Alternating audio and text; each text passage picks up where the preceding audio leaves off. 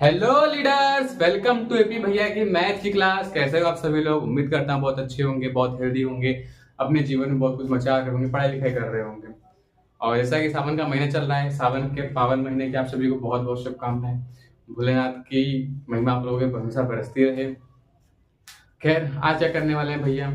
देखो, पॉलिनोमियल हमारा खत्म हो चुका है। आसान चैप्टर था, मैंने 3 लेक्चर में पढ़ाया है। पहले 2 लेक्चर में मैंने थ्योरी पढ़ाई है, सेकंड थर्ड लेक्चर में मैंने अच्छे से उसका रिवीजन करवा के कुछ रिलेवेंट क्वेश्चन की प्रैक्टिस कराई है। आपके बाकी जो एनसीईआरटी के जो क्वेश्चंस हैं वो आपको सॉल्व करने हैं। मैंने बताया था आपको डाउट अगर पूछना तो कैसे पूछना है। डाउट जो भी होगा पिक्चर क्लिक करनी है, मैंने वहां पे इंस्टाग्राम हैंडल पर डाल रखा था डिस्क्रिप्शन में, आपको जाकर मुझे इंस्टाग्राम पे मेंशन करना है। मैं जो भी डाउट होगा उसको सॉल्व करके अब तक डीएम कर दूंगा या फिर आपको मैं मेंशन बैक कर दूंगा, ठीक है? तो इतनी बातें तो हो गई। आज क्या करने वाले हैं?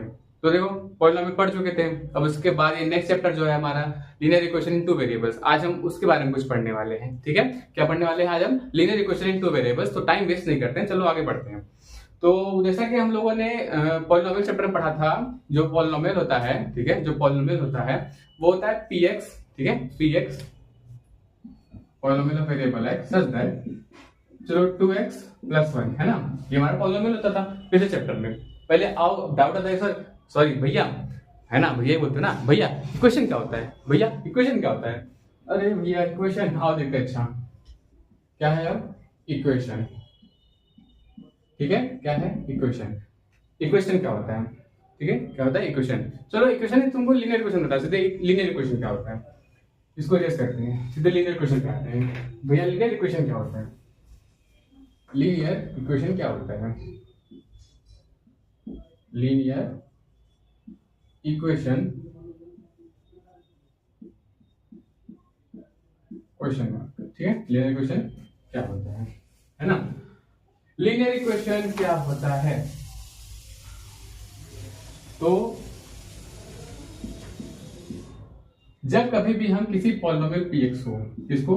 पॉलिनोमियल पीएक्स हो, जो हमारा था 2x + 1 हमने ले रखा था। जब ये जो पॉलिनोमियल पीएक्स है, ठीक है, इस 2x + 1 को, ठीक है, इस 2x + 1 को, क्या 2x + 1 को जब मैं किसी भी नंबर से इक्वेट कर दूं, ठीक है, नंबर पॉजिटिव हो सकता है, निगेटिव हो सकता है, जीरो हो सकता है। क्या? पॉजिटिव हो सकता है, निगेटिव हो सकता है, जीरो हो सकता है, डेसिमल भी हो सकता है, इवन फ्रैक्शन भी हो सकता है ना? किसी भी नंबर, चलो मैंने जीरो से इक्वेट कर दिया, किससे करते हैं? जीरो से। मैंने इस पॉलिनोमियल को मैंने जीरो से इक्वेट कर दिया। जब मैंने इस लीनियर पॉलिनोमियल को, लीनियर पॉलिनोमियल कैसे है? इसकी डिग्री क्या है? 1 है। इसकी डिग्री क्या है? 1 है। जब मैंने इस लीनियर पॉलिनोमियल को जीरो से इक्वेट कर दिया तो ये क्या बन गया है? Linear equation. क्या बन गया है? Linear equation. मेरे साथ फिर से बोलो, जब कभी भी हम किसी लीनियर पॉलिनोमियल को जीरो से इक्वेट कर देंगे, यानी जीरो के इक्वल कर देंगे, किसी भी लीनियर पॉलिनोमियल को जब हम जीरो के इक्वल कर देते हैं तो वो क्या बन जाता है? हमारा एक लीनियर इक्वेशन बन जाता है। क्या बन जाता है? लीनियर इक्वेशन बन जाता है ना? व्हेन वी इक्वेट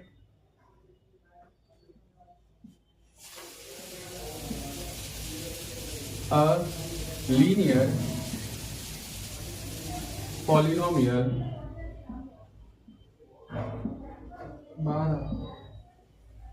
to 0, ठीक है, जब किसी लीनियर पॉलिनोमियल को हम जीरो से इक्वेट करते हैं तो वो क्या बन जाता है? Linear equation. ठीक है, when we equate a linear polynomial to 0, हम जब भी किसी लीनियर पॉलिनोमियल को जीरो से इक्वेट करते हैं क्या बन जाता है? वो एक लीनियर इक्वेशन। क्या बन जाता है? वो एक लीनियर इक्वेशन। कितनी बार समझ में आई? कितनी बार समझ में आई क्या? ठीक है, जब भी हम किसी भी लीनियर पॉलिनोमियल को जीरो से इक्वेट करते हैं तब वो क्या बन जाता है? हमारा एक लीनियर इक्वेशन, है ना? लीनियर इक्वेशन, ठीक है, लीनियर इक्वेशन। अब हम इसे क्या कहेंगे? इसे क्या कहेंगे? ठीक है, हमारा लीनियर इक्वेशन क्या था? लीनियर इक्वेशन क्या था हमारा?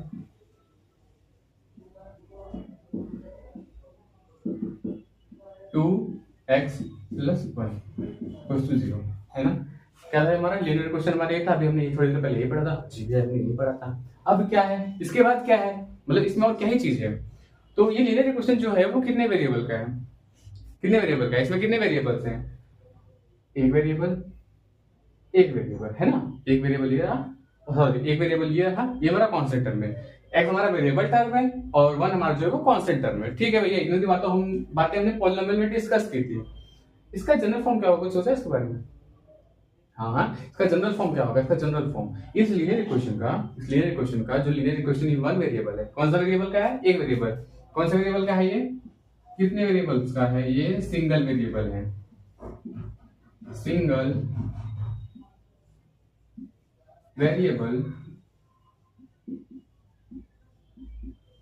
Linear equation.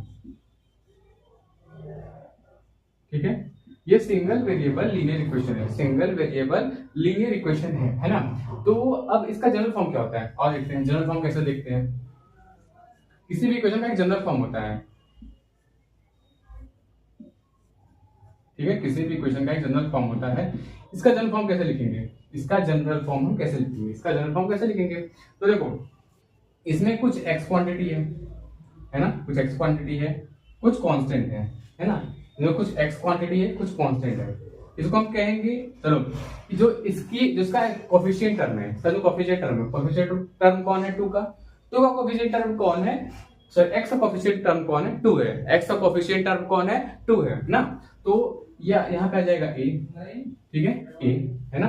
हम इसको एक वेरिएबल मानते हैं क्योंकि जनरल फॉर्म है, जनरल फॉर्म में एक वैल्यू 1 से 2 से 3 से 4 से जनरल फॉर्म है ना।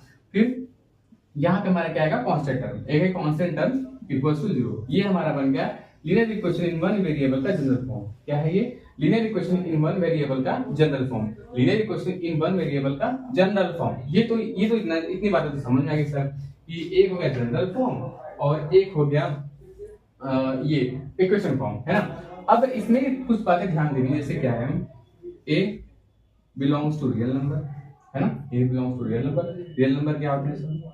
A belongs to real number. और जो हमारे पॉजिटिव नंबर्स होते हैं, नेगेटिव नंबर्स होते हैं, ठीक है, और जो भी मतलब नंबर्स होते हैं, जितने नंबर्स होते हैं सबको रियल नंबर कहते हैं। लेकिन लेकिन लेकिन क्या ये फ्रैक्शन हो सकता है? हाँ सर, फ्रैक्शन हो सकता है, 1/2 के फॉर्म हो सकता है। क्या डेसिमल हो सकता है? हाँ, 0.2 के फॉर्म हो सकता है। ठीक है, ये ऐसे फ्रैक्शन होता है, डेसिमल होता है, या फिर कोई भी होल नंबर होता है, 1 2 3। But a should not be equal to 0। क्या है? ए 0 के इक्वल लेना चाहिए, ए 0 नहीं होना चाहिए। क्या? ए 0 नहीं होना चाहिए। क्या बात है भैया, ये क्या सीन हुआ कि अभी आपने कहा कि होल नंबर हो सकता है, आपने कहा रियल नंबर हो सकता है, ठीक है, रियल नंबर हो सकता है, लेकिन रियल नंबर 0 भी आती है, यहाँ पे 0 क्यों नहीं ले? 0 क्यों एक्सेप्ट कर रहे हैं? अब बताने की करते हैं, ठीक है। 0 को छोड़ने का कारण है, 0 को छोड़ने का कारण है, 0 को छोड़ने का कारण ये है कि अगर, ठीक है, ध्यान से देखना, अगर अगर अगर अगर मैंने कहा कि a इक्वल्स टू 0, क्या कहा मैंने? a इक्वल्स टू 0, तो क्या ये जो इक्वेशन है, ये इक्वेशन है, क्या वो ऐसा दिखेगा? 0 times x plus c equals to 0, है ना। चलो अपने मन से कोई लीनियर इक्वेशन लिखते हैं। मैंने कहा ये लीनियर इक्वेशन मेरा ये रहेगा, ठीक है। लीनियर इक्वेशन क्या है? 2x प्लस 1 इक्वल्स टू 0, मेरा ये लीनियर इक्वेशन है, ठीक है, जो मैंने एग्जांपल में रखा था, मेरा ये लीनियर इक्वेशन है। अब इस लीनियर इक्वेशन में मैंने कहा था कि मैं 2 की जरूर जरूर करूं, क्योंकि मैंने कहा ना a should not be equals to 0, तो क्यों नहीं होना चाहिए? y a should not be equals to 0, y, ये y का आंसर हमको पता करना है ना। इस y का आंसर जब तक हमारे पास नहीं होगा तब तक हमारे कॉन्सेप्ट में क्लियरिटी नहीं आएगी। y का आंसर जब तक नहीं होगा तुम्हारे पास, तुम क्यों मेहनत करना चाहते हो? अगर तुम्हारे पास इसका जवाब नहीं है, तुम किस डायरेक्शन में, तुमको खुद नहीं पता। अगर तुमको जानना है कि तुम क्या कर रहे हो, पहले देखो, अगर तुम कुछ भी करना है तुम ये सोचो पहले तुम कर क्यों रहे हो। जैसे मैं पढ़ा रहा हूँ, जैसे मैं यहाँ पे आया हूँ, मैं किस लिए आया हूँ? ताकि मैं चाहता हूँ कि आप जैसे बच्चे हैं जो कि बैठे हैं, जिनको कुछ समझ नहीं आ रहा है, जिनको कुछ डाउट्स हैं, जिनको मतलब ये लग रहा है कि भैया इतना टाइम निकल के कहाँ से पढ़ना है, मैं पढ़ाने के लिए आया हूँ, मैं बताने के लिए, चीजों को समझाने के लिए आया हूँ, ताकि मैं आपको बेसिक लेवल से एकदम शून्य से लेके इंफिनिटी तक, लोगो है ना मेरा, शून्य से लेके इंफिनिटी तक, वहां तक मैं आपको ले जा सकूं, ठीक है, from bottom to the top, from bottom to the top. अरे एक बात सोच लो, अगर तुम मेहनत कर रहे हो, ठीक है, अगर तुम मेहनत कर रहे हो, तुम्हारी मेहनत कभी कभी खाली नहीं जाएगी। अगर तुम मेहनत कर रहे हो, तुम्हारी मेहनत कभी खाली नहीं जाएगी, वो हमेशा कुछ ना कुछ तुमको रिटर्न में दे के जाएगी। स्मॉल क्वांटिटी में देगी, लेकिन देके जाएगी। अगर स्मॉल क्वांटिटी में देने का रीजन ये है कि तुम्हारी मेहनत जो है वो फोकस्ड और डायरेक्शनल नहीं है।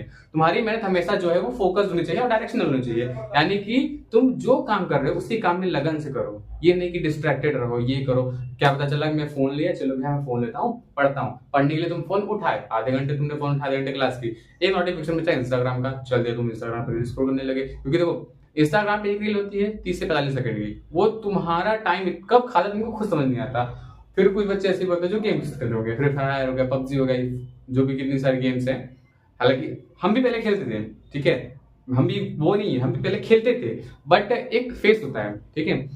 मैंने भी 8 तक गेम खेली, अपनी कंडीशन बता रहा हूँ। मैं स्कूलिंग टाइम में था जब, तब मैं 8 तक मैंने गेम खेली, मैंने फ्री फायर खेला 8 तक।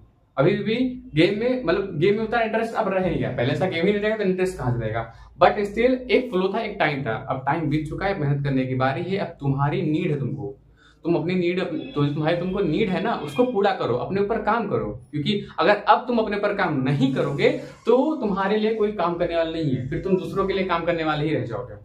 इसीलिए अपने ऊपर काम करो, अपने माइंड पे काम करो, अपनी जो है स्टडी है उस पर काम करो, उस पर फोकस रहो के मेहनत करो, ठीक है। अब आगे चलते हैं। तो यहाँ पे जीरो नहीं रखना, a should not be equal to zero मैंने क्यों कहा था, क्योंकि देखो अगर देखा जाए तो यहाँ पे ए की वैल्यू 2 है ना। इस इक्वेशन में इसके जनरल फॉर्म से कंपेयर करें तो ए की वैल्यू 2 है और सी की वैल्यू क्या है, 1 है। सी कांस्टेंट टर्म है और जो हमारा ए है वो हमारा कोएफिशिएंट ऑफ वेरिएबल एक्स है ना। अब होगा क्या, अगर मैंने x का 0 रख दिया, 0 times x plus 1 equals to 0, equation तो यही कहता है, इक्वेशन तो यही कहता है ना, इक्वेशन तो यही कहता है। अगर मैंने ये किया तो क्या ये क्वांटिटी पूरी जरूरत है, यानी कि ये क्या होगा, 0 प्लस 1 इक्वल्स टू 0, यानी कि 1 equals to 0, which is possible. क्या ये पॉसिबल है? नहीं, दिस इज नॉट पॉसिबल, ये पॉसिबल तो है नहीं। क्या 1 कभी 0 के इक्वल हो सकता है? क्या 1 कभी 0 के इक्वल हो सकता है? आंसर है नहीं। तो इसीलिए a कभी भी 0 नहीं होना चाहिए, a हमारा कभी भी 0 नहीं होना चाहिए। हाँ, कांस्टेंट टर्म 0 हो जाएगा चलेगा, बट a 0 नहीं होना चाहिए। क्या इतनी बात समझ में आई? क्या इतनी चीज समझ में आई? अगर समझ में आ गई हो या फिर बोलो तो मैं फिर से रिपीट कर, चलो मैं एक बार फिर से रिपीट कर देता हूँ। लीनियर इक्वेशन में जो लीनियर इक्वेशन होता है उसमें जो हमारी लीनियर पॉलिनोमियल होती है जिसकी डिग्री 1 होती है, उसको जब हम किसी नंबर से भी 0 से इक्वेट करते हैं तो वो बनता है इक्वेशन। क्या बनता है? Equation. Linear equation of single variable वो होता है जिसमें एक ही वेरिएबल हो, जैसे यहाँ पे एक ही वेरिएबल प्रेजेंट है, एक कांस्टेंट टर्म प्रेजेंट है, ठीक है। अब इसका जनरल फॉर्म कैसा होगा? इसका जनरल फॉर्म होता है ax प्लस सी, ठीक है। जो हमारा a है वो हमारा कोएफिशिएंट टर्म है, ठीक है, x जो हमारा वेरिएबल टर्म है और जो c है हमारा कांस्टेंट टर्म है, ओके। अब मैंने कहा कि a बिलोंग्स टू, सॉरी ये इरेज करना पड़ेगा, a belongs to are real numbers, ठीक है, but a should not be equal to 0। इसका मैंने रीजन दे दिया, अगर a 0 के इक्वल हो गया तो ये वाली क्वांटिटी पूरी 0 हो जाएगी, तो बचेगा c जो कि कांस्टेंट टर्म अगर कोई भी 1 2 3 4 वो 0 के इक्वल नहीं हो सकता। क्या इतनी बात समझ में आई? क्या इतनी बातें समझ में आई? आई होप इतनी बातें आप लोगों को समझ में आ गई होंगी, आई होप इतनी चीज आप लोगों को समझ में आ गई होगी, ठीक है। आई होप इतनी चीज आप लोगों को समझ में आ गई होगी। अब आगे चलते हैं सॉल्यूशन की तरफ। तो सॉल्यूशन क्या होता है भैया? सॉल्यूशन क्या होता है ना। अब इस सिंगल वेरिएबल, ठीक है, तो सिंगल वेरिएबल हमारा लीनियर इक्वेशन है, सिंगल वेरिएबल का हमारा लीनियर इक्वेशन है, इसको हम बोलते हैं linear equation of one variable. वो कैसा दिख रहा है हमारा? ax प्लस b, b ऐसे ही कह सकते हैं, x plus b equals to 0, ऐसा कुछ दिख रहा है ना, इसी टाइप का है। अब सर सॉल्यूशन क्या होगा? सॉल्यूशन कैसे निकालेंगे? सॉल्यूशन कैसे निकालेंगे भैया? इसमें कुछ वाला चीज नहीं, आओ देखते हैं। 2x प्लस 1 इक्वल्स टू 0, ठीक है, इक्वल्स टू 0। नॉर्मल सिंप्लीफिकेशन दिख रहा है क्या? नॉर्मल सिंप्लीफिकेशन दिख रहा है क्या? कुछ क्वांटिटी इधर कुछ उधर है ना, इन सबको सॉल्व करते तो आंसर आता है। क्या है? 2x इधर 1 साइड में लेंगे, ये प्लस का साइड जाएगा उधर माइनस का 1, 2x माइनस 1, x इधर मल्टीप्लाई में उधर जाके क्या होगा? डिवाइड में 2x माइनस 1 बाई। क्या ये इस x मतलब ये जो x की वैल्यू है, ठीक है, जो x की वैल्यू है ना, ये x की वैल्यू है, वो इसका सोल्यूशन है। क्या बात कर रहे हो भैया? ये क्या होता है? ठीक है, क्या बात कर रहे हो? ये क्या होता है? सोल्यूशन। ये आप इतनी यकीन से कैसे कर सकते हो इतनी भैया यही सोल्यूशन होगा, है ना? आप इतनी यकीन से कैसे कर सकते हो कि भैया यही सोल्यूशन होगा? तो मुझे एक बात बताओ, अगर मैंने कहा सोल्यूशन है ना, अगर मैंने कहा सोल्यूशन, तो जब हम पॉलिनोमियल हम लोग पढ़ रहे थे, पॉलिनोमियल मैंने कहा था कि जितने भी जीरोस होंगे उसको अगर तुम पॉलिनोमियल के एक्सप्रेशन में रखोगे तो px जो है वो 0 हो जाएगा। मैंने ये बात तुम आप लोगों से कही थी, है ना, आप लोगों से मैंने ये बात कही थी। तो इसका मतलब इसका जो सोल्यूशन है, ठीक है, अब इस इक्वेशन में जो सोल्यूशन है इस यहाँ पे वही सेम बात है लगभग, कि सोल्यूशन उसी को कहते हैं कि जब जो भी x की वैल्यू हो हम इक्वेशन में रखें तो वो इक्वेशन को सेटिस्फाई करे, है ना। अगर हम x की वैल्यू जो भी है उसको इक्वेशन में रखें तो वो इक्वेशन को सेटिस्फाई करे, ठीक करना चाहिए। अब आओ देखते हैं कैसे करेगा। अगर ये 2x प्लस 1 मैंने कहा, since we have 2x plus 1 equals to 0, मैंने ये कहा था, है ना। अब मैं x की वैल्यू रखता हूं, क्या x की वैल्यू रखने पे ये LHS इक्वल्स टू RHS होता है, ठीक है। x की वैल्यू रखने पे क्या LHS RHS आपस में बराबर होंगे? आओ देखते हैं x की वैल्यू रखने पे क्या LHS और RHS बराबर होते हैं। तो 2 मल्टीप्लाइड बाय x क्या दिया है माइनस ऑफ 1 अपॉन में 2 प्लस 1 इक्वल्स टू 0। ये हमारा दे रखा है। मैंने क्या किया बस सिंपली ये x की वैल्यू उठा के इस x की वैल्यू को उठा के मैंने यहाँ पे रख दिया। ठीक है, मैंने यही किया, इस x की वैल्यू को उठा के मैंने यहाँ पे रख दिया। अब 2 से 2 डिवाइड हो गया, ठीक है, सो डिवाइड होगा क्या है minus of 1 plus of 1 equals to 0, minus plus हो गया कैंसिल, क्या है 0 इक्वल्स टू 0, यानी कि LHS इक्वल्स टू RHS, है ना, ठीक है। यानी कि जो हमारा जो सोल्यूशन था वो हमारे इक्वेशन को सेटिस्फाई कर रहा था, जो हमारा सोल्यूशन था वो हमारे इक्वेशन को सेटिस्फाई कर रहा था। दैट्स व्हाई जो हम x की वैल्यू लाए थे, जो x की वैल्यू हमारी -1/2 आई थी, वो क्या हमारा सोल्यूशन है। भैया एक में मजा नहीं आया, ठीक है, एक क्वेश्चन में मजा नहीं आया। आज चलो कुछ और करते हैं।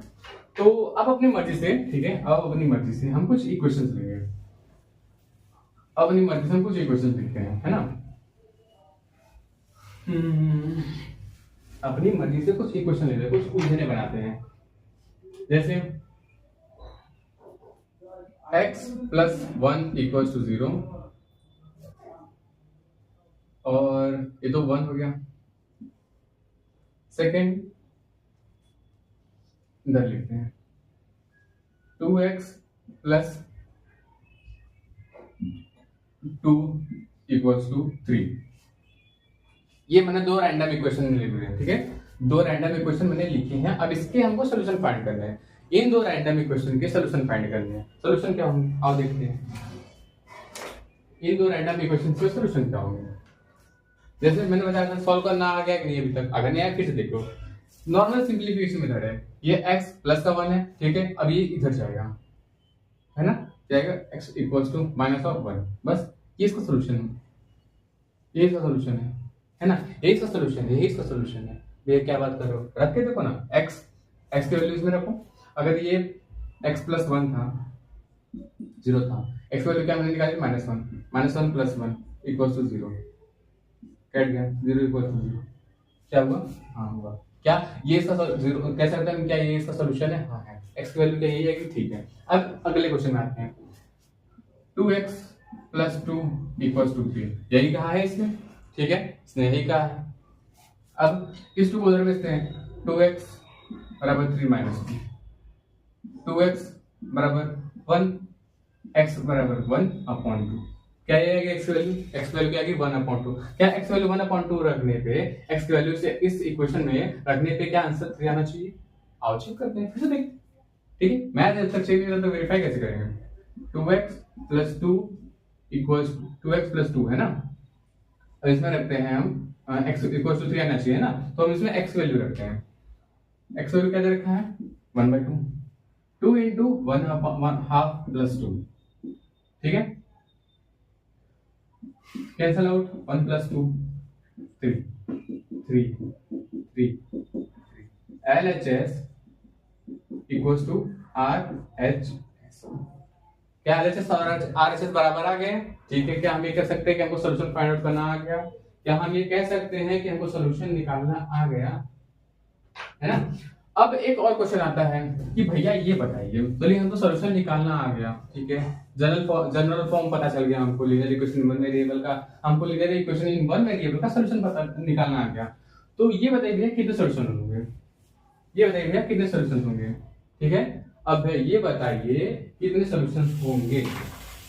तो जैसा आप लोगों ने अभी देखा, हमने 3 इक्वेशन लगाया, 3 इक्वेशन हमने सॉल्व किए। क्या तीनों के तीनों इक्वेशंस का सिंगल सोल्यूशन आए हैं, है ना। क्या तीनों के तीनों इक्वेशंस के 3 अलग अलग सिंगल सोल्यूशन आए ना।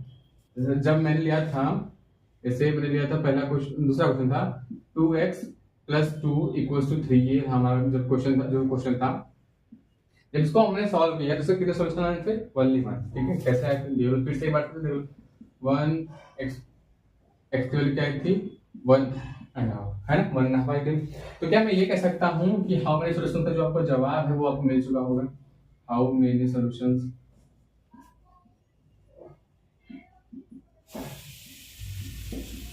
ठीक है, हाउ मेनी सॉल्यूशंस। तो जो सिंगल वेरिएबल के लीनियर इक्वेशंस होते हैं वे कितने सॉल्यूशंस होते हैं? यूनिक सॉल्यूशन होता है, एक ही सॉल्यूशन होता है, ठीक है। हम क्या कहेंगे? Only one solution. कितने सॉल्यूशंस होंगे? ओनली वन सॉल्यूशन, ठीक है, ओनली वन सॉल्यूशन। ये सब बेसिक बेसिक बातें हैं, ये सब क्या है? बेसिक बेसिक बातें हैं, ये सब क्या है? बहुत छोटी छोटी बातें हैं। अब आगे बढ़ते हैं। Linear equation in single variable आपको समझ में आ गया होगा, आई होप, उम्मीद यही करता हूं। मैंने बताया लीनियर इक्वेशन सिंगल वेरिएबल में क्या होता है? एक वेरिएबल होता है, एक कांस्टेंट टर्म होता है, एक कोएफिशिएंट टर्म होता है, ठीक है। उसका जनरल फॉर्म क्या होता है? ax plus b equals to 0, ठीक है, ax plus b equals to 0। आपने नोट अगर नहीं किया तो वीडियो को पॉज कर लो, पीछे चले जाओ, फिर से नोट कर लो। मैं भूल गया था पीछे हटना। आप वीडियो को पॉज करके नोट करके चलेंगे। जो क्वेश्चन मैं यहाँ पे लगा रहा हूँ साथ में सॉल्व करते जाएंगे, ठीक है। ax plus b equals to 0 का उसका जनरल फॉर्म क्या होता है? सॉल्यूशन कैसे निकालना है मैंने बता दिया है। सॉल्यूशन निकालना सिंपलीफिकेशन मेथड से आसानी से निकल जाता है। उसके बाद मैंने बताया कि जो x की वैल्यूज आती हैं, वो इक्वेशन को जब तक सेटिस्फाई नहीं करती तब तक हम ये नहीं कह सकते कि जो x की वैल्यू है वो इस इक्वेशन का सोल्यूशन है, ठीक है।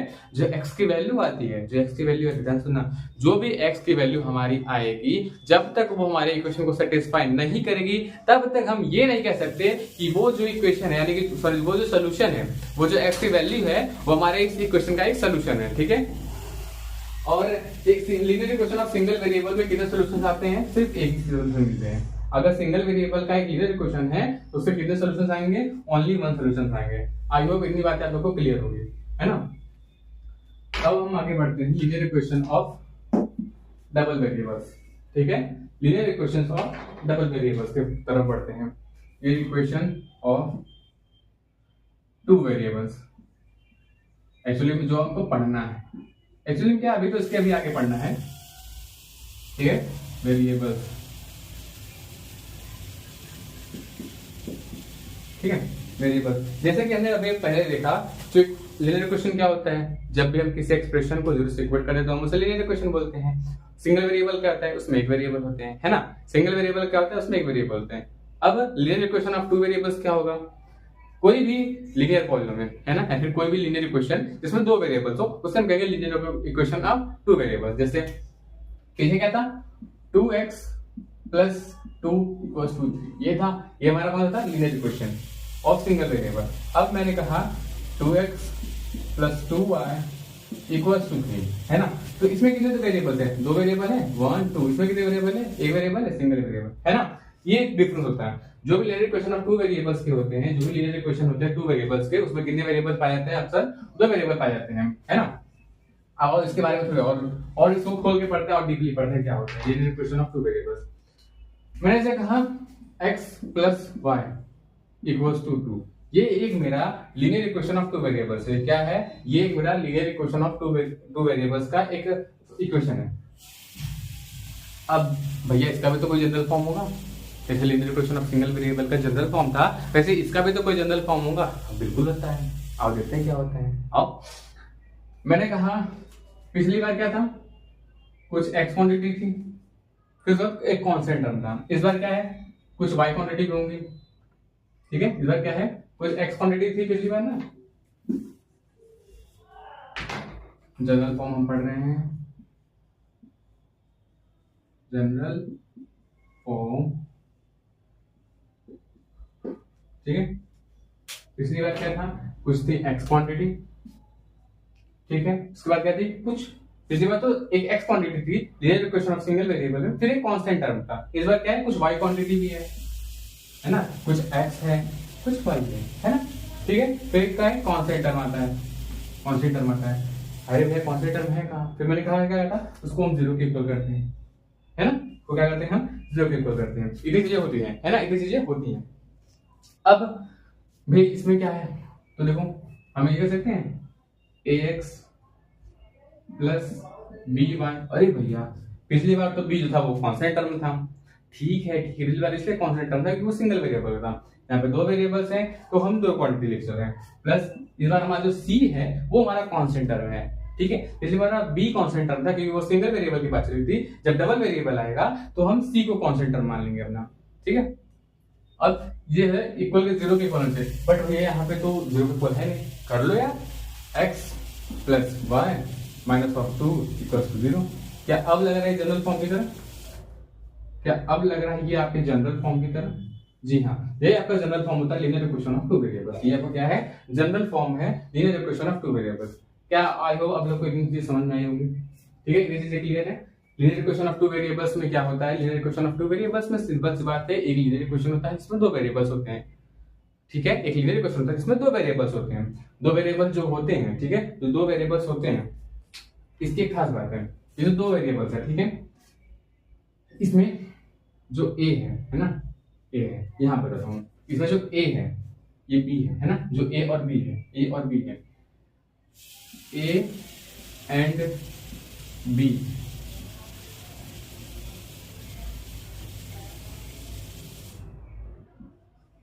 both cannot becomes 0 at same time। ठीक है, जो A है और जो B है ये दोनों जीरो नहीं हो सकते हैं एक ही साथ ये दोनों जीरो नहीं हो सकते। ऐसा क्यों है भैया? ऐसा क्यों है?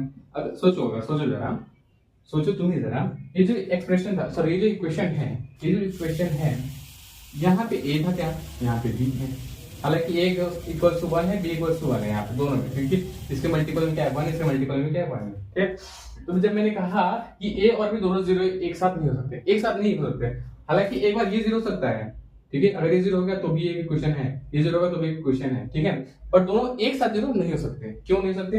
अगर ये एक साथ अगर ये जीरो हुआ तो क्या होगा? 0 times x plus 0 times y minus of 2 equals to 0, यानी कि ये भी 0 plus 0 minus of 2 equals to 0, which is not possible.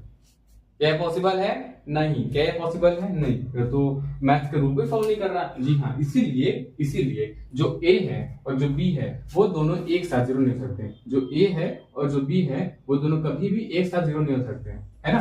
A and B both can not become zero at same time, where A B and सी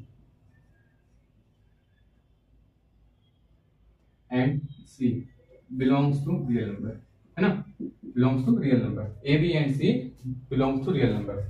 अब इतनी चीजें clear है, समझ में आएंगे। अब आते हैं सॉल्यूशन पे, इसके सॉल्यूशन पे, ठीक है, आते हैं अब इसके सॉल्यूशन पे। अब आते हैं सॉल्यूशन पे। अब याद होगा आप लोगों को मैंने एक चीज बताई थी, आप लोग को आई थिंक याद होना चाहिए, मैंने आप लोगों को एक चीज बताई थी। इतना नोट किया आप लोगों ने? क्या आप लोगों ने नोट किया? मैं इसको रेस कर दे रहा हूँ, ठीक है, मैं इसको रेस कर रहा हूँ। अब मैंने आप लोग को एक चीज बताई थी। चीज क्या थी कि जब मैं आप लोग को वेरिएबल पढ़ा रहा था, वेरिएबल के बारे में बता रहा था पॉलिनोमियल चैप्टर में, तो मैंने उस समय आप लोगों को एक बात बताई थी, इंडिपेंडेंट वेरिएबल और डिपेंडेंट वेरिएबल, है ना, दोनों दोस्त जिसका एक डिवीजन दूसरे डिवीजन पे डिपेंड करता था, है ना। सॉरी, मैंने गेस कर दिया। Linear equation of two variable,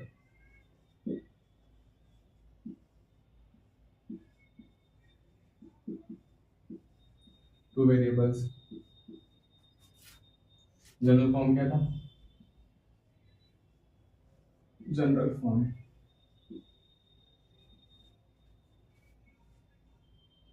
ax plus by plus c, ये था जनरल फॉर्म, है ना। अब आते हैं सॉल्यूशन की तरफ।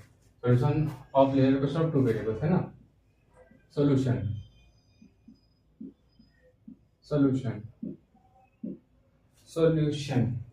जैसे हमारा linear equation of single variable था, उसके कितने सॉल्यूशन आते थे? एक वेरिएबल था, ठीक है, सिंगल वेरिएबल था तो सिंगल सॉल्यूशन आते थे, है ना।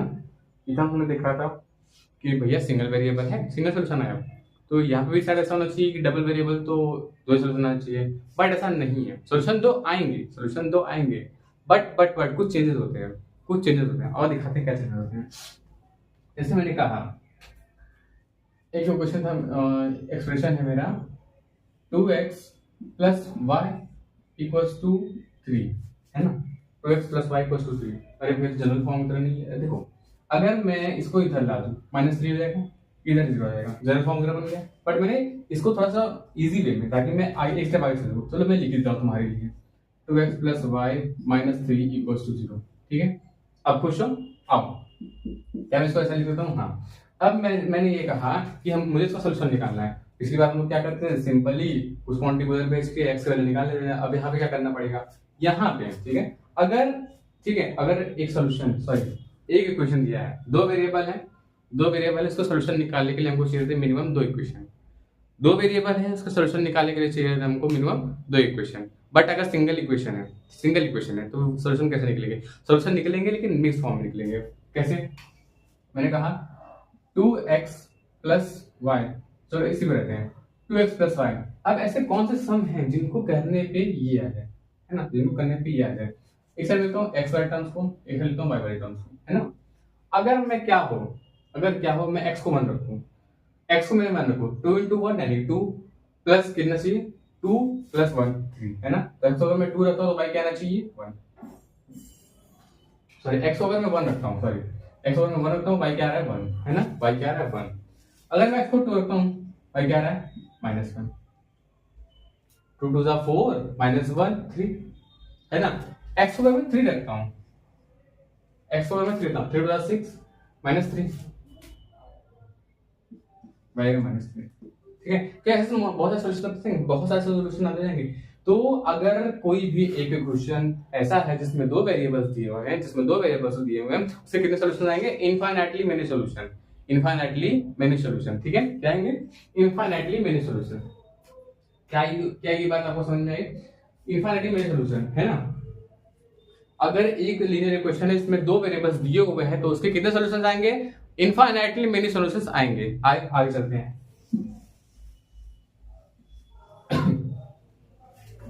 इनफाइनाइटली मेनी सॉल्यूशंस आएंगे।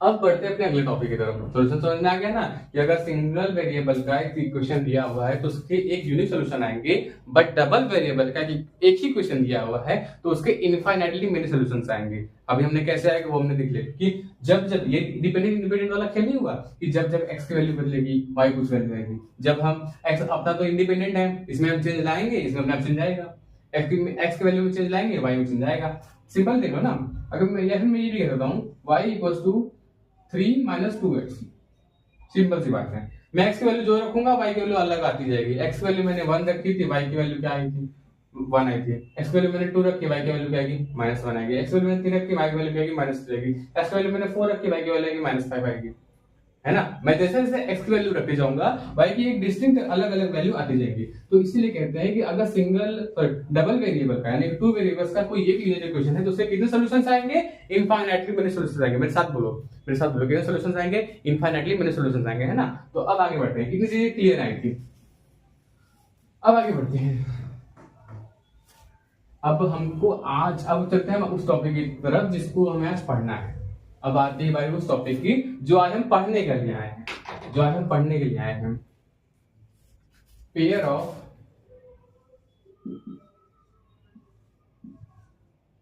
लीनियर इक्वेशन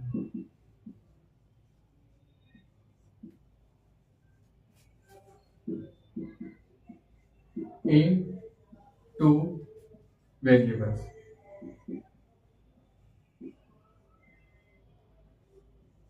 है ना, pair of linear equation in two variables. क्या है? Pair of linear equation in two variables.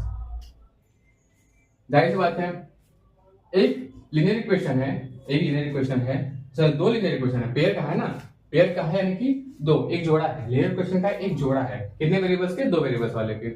हमने सिंगल वेरिएबल पढ़ा, डबल वेरिएबल पढ़ा, अब बारी है उसके जोड़े पढ़ने की, यानी कि दो साइमल्टेनियसली लीनियर इक्वेशन रखे जाएंगे टू वेरिएबल्स के। अब देखते हैं, जैसे मैंने कहा एक है x plus y equals to 3 और दूसरा हम लेते हैं 2x plus 2y equals to 6। Simple दो इक्वेशन लिए रैंडम, ठीक है, रैंडम मैंने कोई दो इक्वेशन लिए। इसका जनरल फॉर्म क्या होगा? पहला क्वेश्चन ये आता है, भैया जनरल फॉर्म क्या होगा? जनरल फॉर्म तुमको लिखना आता है क्या? आता है ना, मेरे साथ करते चलो। जनरल फॉर्म,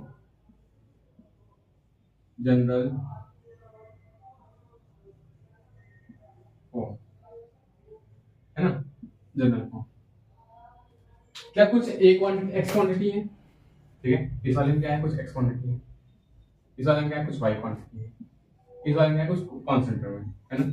सिंपल सिंपल उसी तरह इस वाले क्वेश्चन का यहाँ लिख रहा हूँ, इस वाले का कुछ x क्वांटिटी, इस वाले क्वेश्चन का मैं लिख रहा हूँ कुछ x क्वांटिटी, कुछ y quantity, constant term.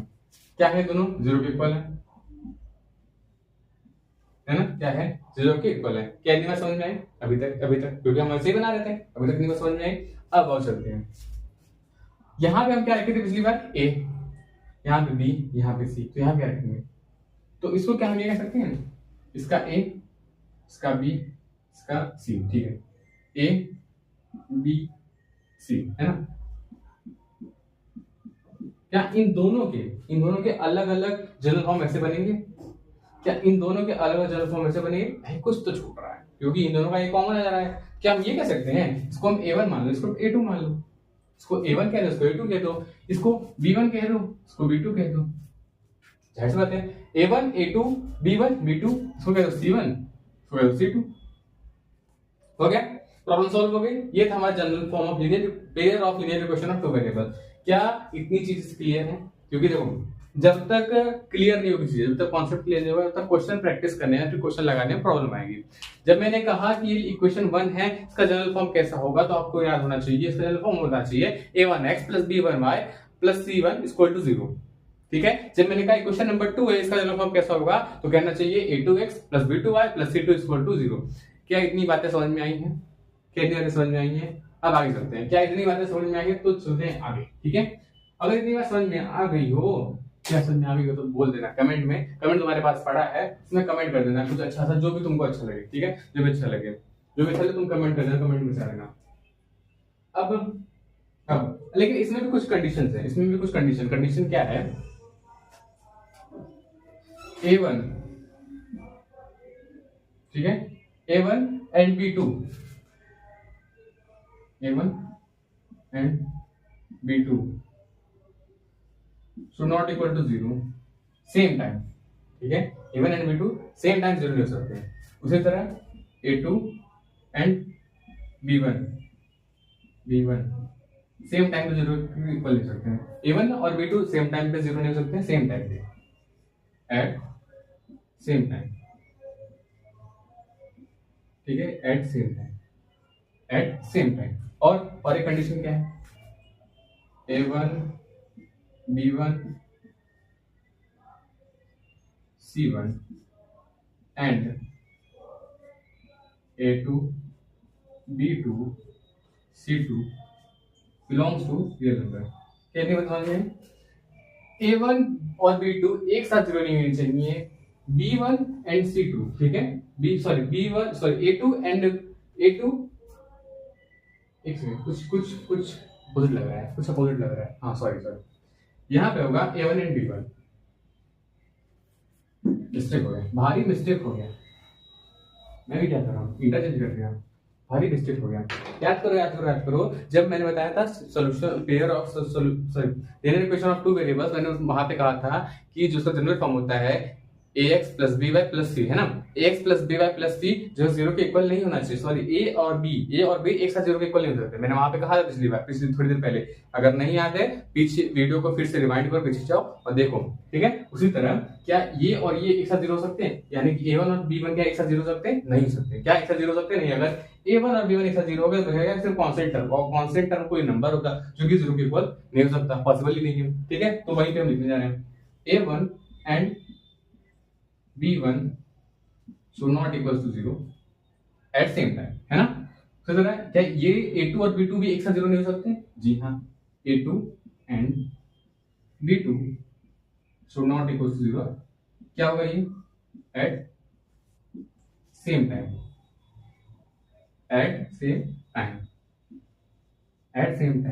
a1 और b1 एक साथ जीरो नहीं हो सकते, उसी तरह a2 और b2 एक साथ जीरो नहीं हो सकते। अगर ऐसा कुछ हुआ, अगर इनमें से कोई भी एक सिनारियो हुआ तो क्या ये इक्वेशन रह जाएगा, इक्वेशन नहीं रह जाएगा, क्योंकि मैथ के रूल को फॉलो ही नहीं करेगा।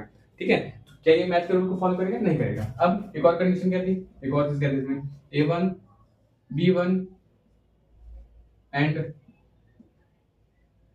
a1 b1 c1 and a2 b2 c2 belongs to real number। ठीक है, A1 B1 C1 and A2 B2 and C2 belongs to real number. क्या इतनी चीज आप लोग को समझ में आई? कहने से समझ में आए कि A1 और B1 क्यों जरूरी होना चाहिए, A2 और B2 क्यों एक साथ जरूरी नहीं हो सकते, है ना? A1 और B1 एक साथ जरूरी नहीं हो सकते। हाँ, एक कंडीशन हो सकता है कि A1 एक बार जीरो हो गया चलेगा, या फिर B1 जीरो हो गया चलेगा, बट ये दोनों एक साथ जीरो नहीं हो सकते। क्या इतनी बात समझ में आई? इरेज कर दें, इरेज कर दें, आगे चले, चलो आगे चलते हैं, चलो आगे चलते सोल्यूशन निकालो। क्योंकि जाहिर सी बात है, जब हमने सिंगल वेरिएबल का सोल्यूशन निकाला तो उसके यूनिक सोल्यूशन आए, डबल वेरिएबल का सोल्यूशन निकाला तो उसके इनफाइनाइट मेनी सॉल्यूशंस आए, है ना? जब हमने डबल वेरिएबल सोल्यूशन निकाला तो उसके इनफाइनाइट मेनी सॉल्यूशंस आए थे। तो अब इसके कितने सॉल्यूशंस आएंगे, इसके कितने सॉल्यूशंस आएंगे, वो डिपेंड करता है कुछ चीजों पे, कुछ फैक्टर्स इसके हैं जो बताने जा रहा हूँ, कुछ अभी चल के हम एक साथ देखेंगे, तो मैं उसके बाद हम सोल्यूशन निकालना सीखेंगे, मैं आपको बताऊंगा जैसे निकालना है। वो डिपेंड होता है कुछ फैक्टर से। पहले जनरल फॉर्म लिख लेते हैं, plus B1y plus C1 A2x B2y C2। Time मिलता है लिखते जाओ, ठीक है, टाइम मिलता है तो लिखते जाओ, क्योंकि इतना टाइम नहीं है कि फिर अभी आप पढ़ लो बाद में नोट्स बना, मेरे साथ साथ लिखते रहो, कि मैं लिख लिख के पढ़ा रहा हूँ, तो आई थिंक आप लोग को भी लिखने में आसानी होगी, ठीक है? मैं लिख लिख के पढ़ा हूँ तो आई थिंक आप लोग को भी लिखने में आसानी होगी। अब बारी है सोल्यूशन की, इसकी अब बारी है सोल्यूशन की। सोल्यूशन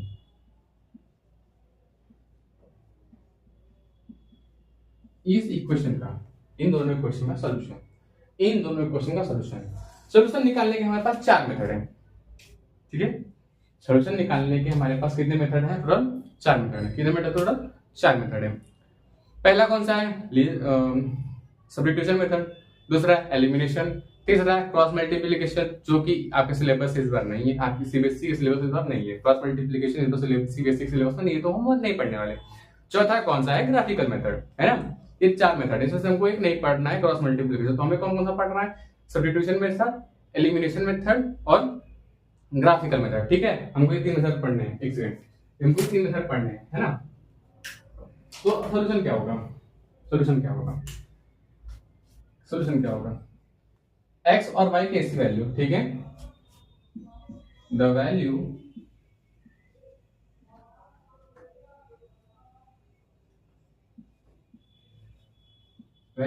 ऑफ बोथ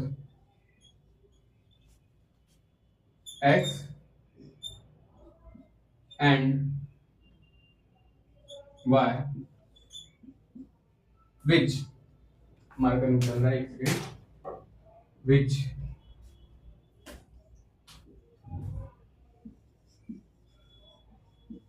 satisfy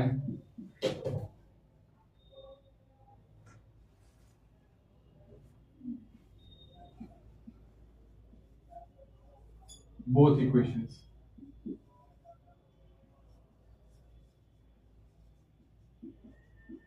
ठीक है, will satisfy both equation। अब ऐसे कि देखो, x और y की वो वैल्यूज, x और y की ऐसी वैल्यूज जो कि इन दोनों इक्वेशन को सेटिस्फाई करे, उसे हम कहेंगे इन दोनों इक्वेशन का सॉल्यूशन, ठीक है? उसे हम क्या कहेंगे? सॉल्यूशन कहेंगे।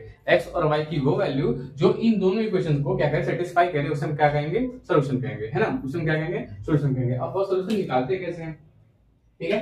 सॉल्यूशन निकालते कैसे हैं? उसके तीन केस हैं, ठीक है? उसके तीन केस हैं, उसके तीन केस हैं। पहला केस मैं इसको इरेज कर रहा हूँ, अगर नोट करना हो तो कर लो, मैं इसको इरेज करने वाला हूँ, ठीक है? इसके तीन केस हैं। आओ तीनों केस एक एक बार करके पढ़ते हैं, एक चीज अच्छे जान तीनों केस के बारे में, ठीक है? तीन केसेस हैं, तीन केसेस हैं। अच्छा, एक बात तुमने नोटिस की, हम इसे एक सिस्टम भी कहते हैं।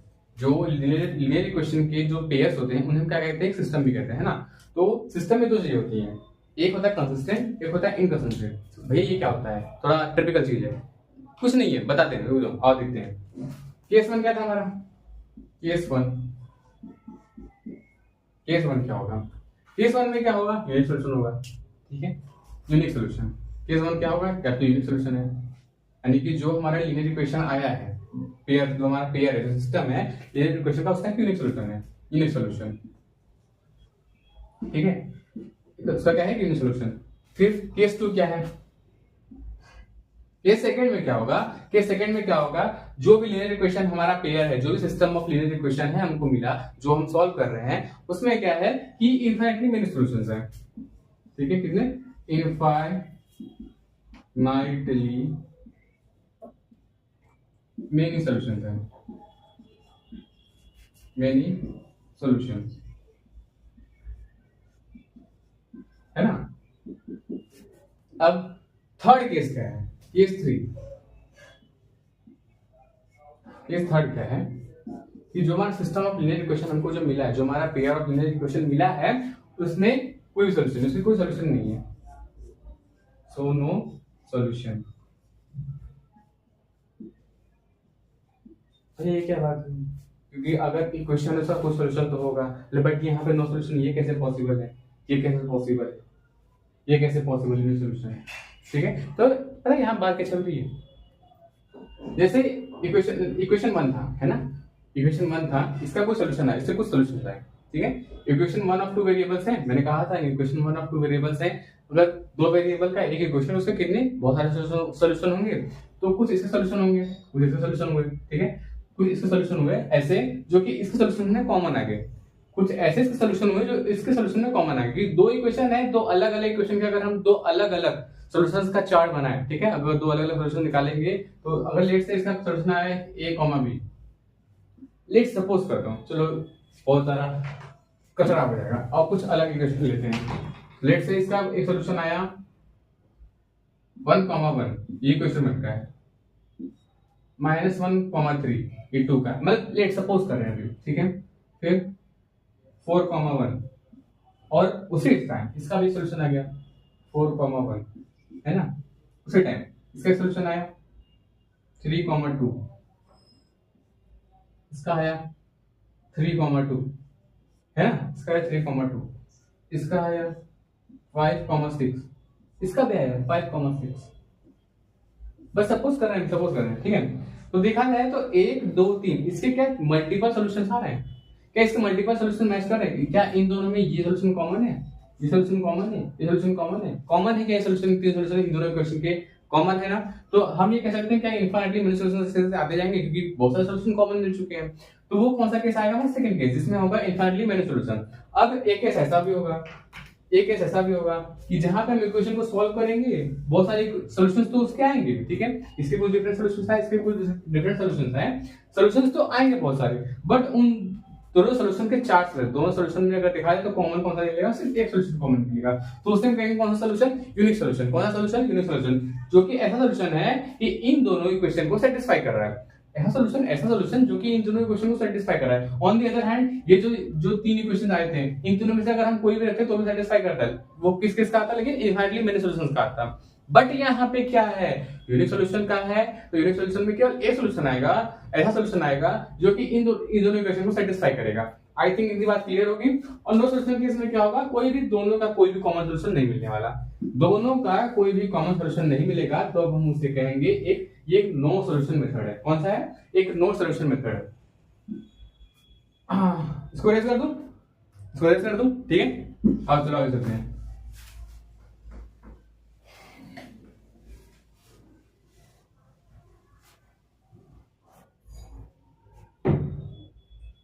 याद रखना अगर सॉल्यूशन आ रहे हैं, ठीक है, सिस्टम कंसिस्टेंट इनकंसिस्टेंट जो मैंने बात कही है वो क्यों होता है, कंसिस्टेंट का मतलब होता है लगातार चल रहा है, इनकंसिस्टेंट मतलब हो रहा है लगातार नहीं चल रहा है। ठीक है, हम ये कह सकते हैं एक नॉर्मल टर्मिनोलॉजी में। ठीक है, तो सिस्टम कंसिस्टेंट कम होगा अगर सॉल्यूशन आ रहा है, इफ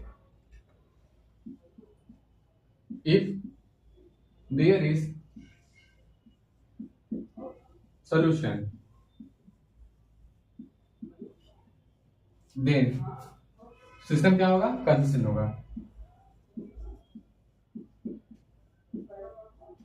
कंसिस्टेंट सिस्टम है ना, है ना। फिर if there is no any solution,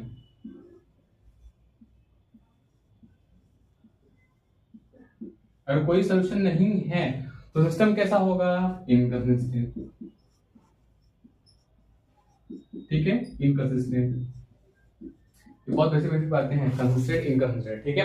अगर सिस्टम में कोई भी सॉल्यूशन आ रहा है, चाहे वो यूनिक सॉल्यूशन हो चाहे वो इनफाइनाइट मेनी सॉल्यूशन हो, सिस्टम कैसा होगा, कंसिस्टेंट होगा, ठीक है। अगर इनकंसिस्टेंट होगा, अगर सॉल्यूशन आ रहा है, अगर सॉल्यूशन नहीं आ रहा है तो इनकंसिस्टेंट होगा, ठीक है।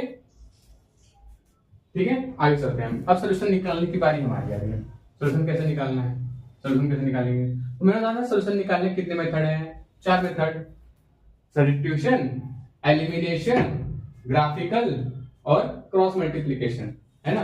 ग्राफिकल और क्रॉस मल्टीप्लिकेशन पहले, उससे पहले, ठीक है, इससे पहले हम कैसे निकालेंगे, हम निकालेंगे चारों मेथड से निकालना सीखेंगे। चारों क्या, 3 से सीखेंगे, क्योंकि जब एक नहीं है तो उस पर टाइम वेस्ट करके कोई मतलब नहीं। अगर वो होता तो फिर सोचते नहीं, चलो सीबीएसई के सिलेबस में आ रहा है पढ़ा देते हैं, बट सीबीएसई सिलेबस से जब नहीं आया है तो हम उसको, वैसे हमारे पास टाइम बहुत कम है, तो टाइम को कंसाइज वे में कितना अच्छा से यूज कर सकते हैं वो हमारी जिम्मेदारी है ना। तो हम पढ़ेंगे बस 3, एलिमिनेशन, सब्स्टिट्यूशन और ग्राफिकल, है ना। एलिमिनेशन, सब्स्टिट्यूशन और ग्राफिकल। उससे पहले एक और टर्मिनोलॉजी जान लेते हैं, जैसे A1 B1 C1 A2 B2 C2 था ना, तो हम इसे पता लगा सकते हैं कि जो सिस्टम है वो हमारा कंसिस्टेंट है या फिर इनकंसिस्टेंट है, ठीक है। जो हमारा सिस्टम है वो कंसिस्टेंट आएगा, इनकंसिस्टेंट आएगा, सॉल्यूशन कितने आएंगे, यूनिक सॉल्यूशन आएगा, है ना, यूनिक सॉल्यूशन आएगा या फिर इनफाइनाइटली मेनी सॉल्यूशंस आएंगे या फिर नो सॉल्यूशन आएगा। तो आओ देखते हैं कैसे, अगर इफ, है ना, चलो 3 केस बनाते हैं इसमें भी। केस 1 क्या है, केस 1 क्या है, अगर A1 अपॉन A2, A1 और A2, ठीक है, A1 अपॉन A2 क्या है, A1 अपॉन A2, है ना। If A1 upon A2 is not equal to B1 upon B2, यानी कि A1 A2 का रेशियो क्या है, A1 A2 का रेशियो अगर B1 B2 के रेशियो से मैच नहीं करता, अगर A1 A2 का रेशियो B1 B2 नहीं आता, अगर A1 A2 का रेशियो B1 B2 के इक्वल नहीं आता, तो हमारे कितने सॉल्यूशंस आएंगे, यूनिक सॉल्यूशन।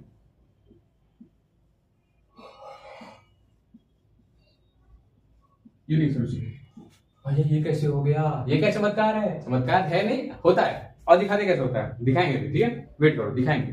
अब क्या है, सेकंड, इफ A1 और A2, A1 upon A2 is equals to B1 upon में B2, ये भी इक्वल्स टू C1 अपॉन में C2। भैया इसमें चेक ही नहीं किया, अगर देखो, अगर ये इसके ही इक्वल नहीं है तो उसमें चेक नहीं करेंगे, ठीक है। बट यहाँ पे क्या है, अगर A1 A2 और B1 B2 इक्वल हो जाता है, हम C1 C2 भी रख के देखेंगे, C1 C2 भी करेंगे, रख के देखेंगे। If A1 A2 is equals to B1 B2 is equals to C1 C2, अगर तीनों का रेशियो, इसका रेशियो तो आपस में इक्वल है, ठीक है, आपस में इक्वल है, तो हम क्या कहेंगे, इसके कितने सॉल्यूशन आएंगे, इनफाइनाइटली मेनी सॉल्यूशंस, क्या, इनफाइनाइटली मेनी सॉल्यूशंस क्या आएंगे, इनफाइनाइटली मेनी सॉल्यूशंस आएंगे, ठीक है, कितने सॉल्यूशन आएंगे, इनफाइनाइटली मेनी सॉल्यूशंस आएंगे। अब आगे बढ़ते हैं, एक और केस आता है, third case, so no solution वाला केस कैसा होगा, तो नो सॉल्यूशन वाला क्या होगा, A1 A2 का रेशियो सेम आएगा, A1 A2 का रेशियो B1 B2 के रेशियो से मैच कर जाएगा, है ना, B1 B2 के रेशियो के इक्वल आएगा। बट होगा क्या, यहीं पे एक लोचा हो जाएगा, C1 C2 के रेशियो के इक्वल नहीं होगा, C1 C2 के रेशियो इक्वल नहीं होगा, और जहां ये होगा, ये कौन सा केस होगा, नो सॉल्यूशन का केस होगा हमारा, नो सॉल्यूशन, ठीक है, क्या होगा, नो सॉल्यूशन का केस आएगा बनके।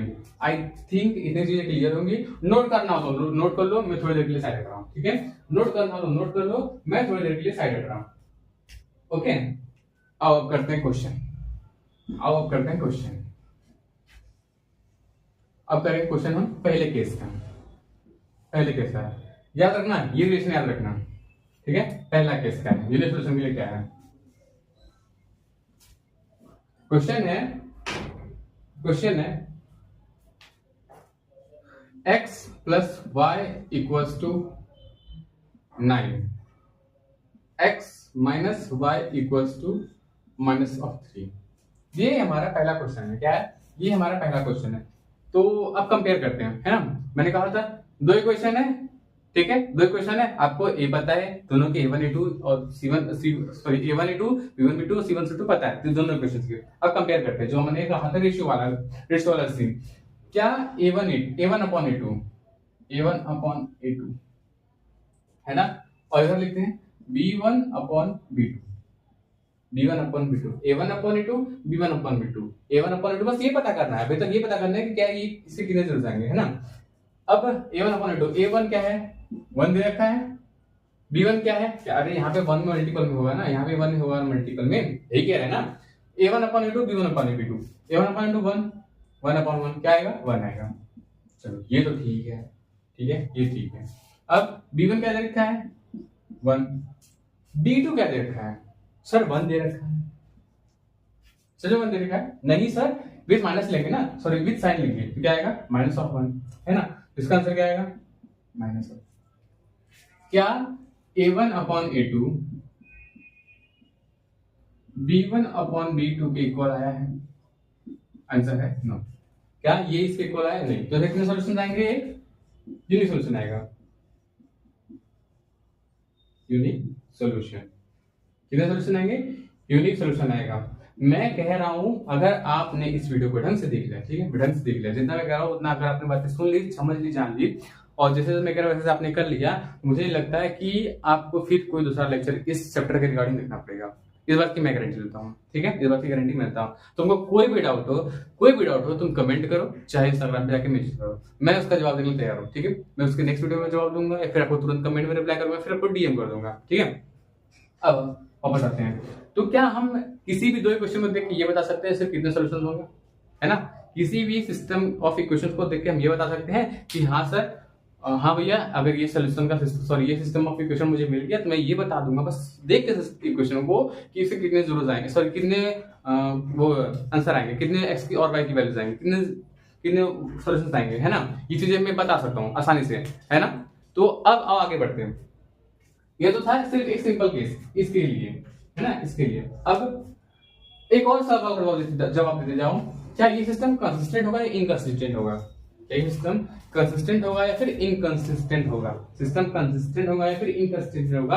तो उसका जवाब है सर कंसिस्टेंट होगा। मैंने कहा था कि अगर सोल्यूशन है, चाहे वो सिंगल सोल्यूशन है चाहे इनफाइनाइटली मेनी सॉल्यूशंस है, तो क्या सिस्टम क्या होगा, कंसिस्टेंट होगा। क्या होगा, कंसिस्टेंट सिस्टम होगा, कंसिस्टेंट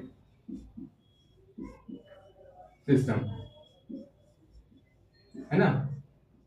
क्या होगा, कंसिस्टेंट सिस्टम होगा, ठीक है, कंसिस्टेंट सिस्टम होगा। अब आगे बढ़ते हैं, अगले केस की तरफ। ये तो केस 1 था जिसमें यूनिक सॉल्यूशन आते हैं, ठीक है, ये तो केस 1 जिसमें यूनिक सॉल्यूशन आते हैं। अब नेक्स्ट केस की बात करते हैं।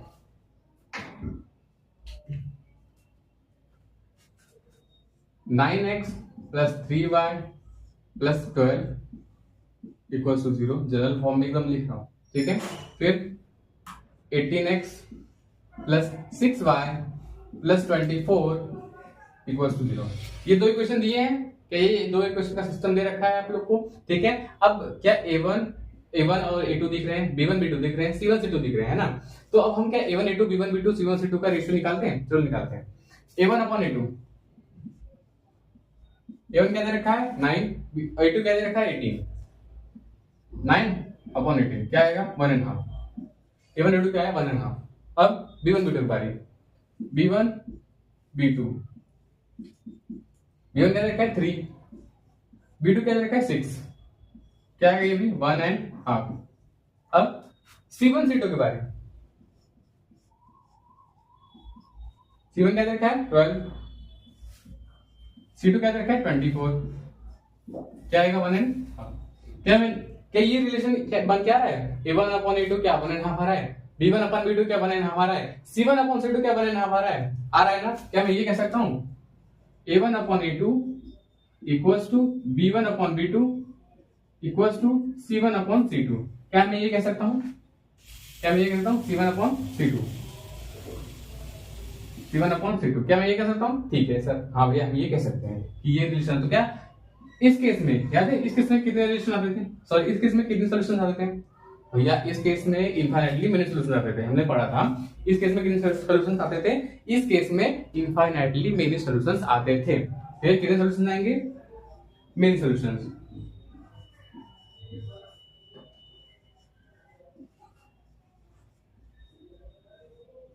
ये कितने सॉल्यूशन आएंगे, मेनी सॉल्यूशंस आएंगे, ठीक है। कुछ नोट करने लायक है, कुछ नहीं नोट करने लायक है, करना हो तो कर लो, ठीक है। मैं थोड़ा देर के लिए साइड हो रहा हूँ, पॉज कर लो, नोट कर लो। ठीक है, क्या की बातें समझ में आई? अगर कोई सिस्टम ऑफ लीनियर इक्वेशन आपको दिया हो, कोई भी pair of linear equation of two variables का आपको दिया हो, तो क्या आप उस इक्वेशन को बस देख के ये पता लगा सकते हैं कि हाँ सर या फिर हाँ भैया ये जो सिस्टम है वो कंसिस्टेंट होगा या फिर इनकंसिस्टेंट होगा? क्या ये कहते हैं कंसिस्टेंट होगा या फिर इनकंसिस्टेंट?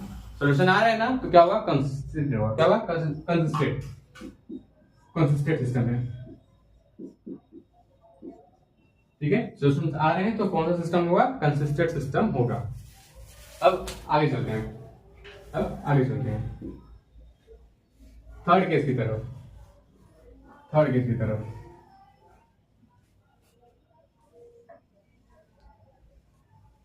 ठीक है, थर्ड केस की तरफ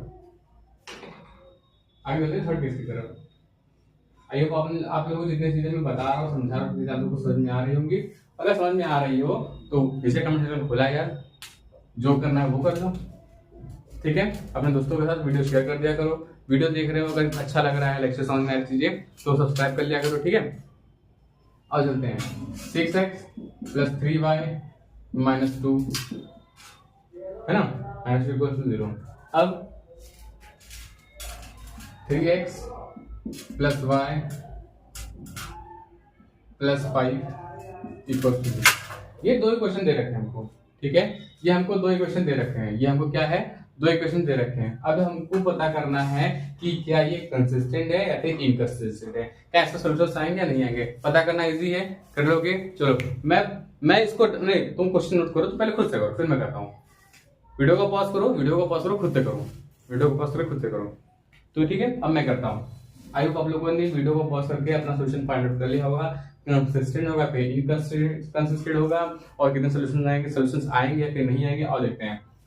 पहला क्या रिलेशन है? A1/A2। A1 क्या है?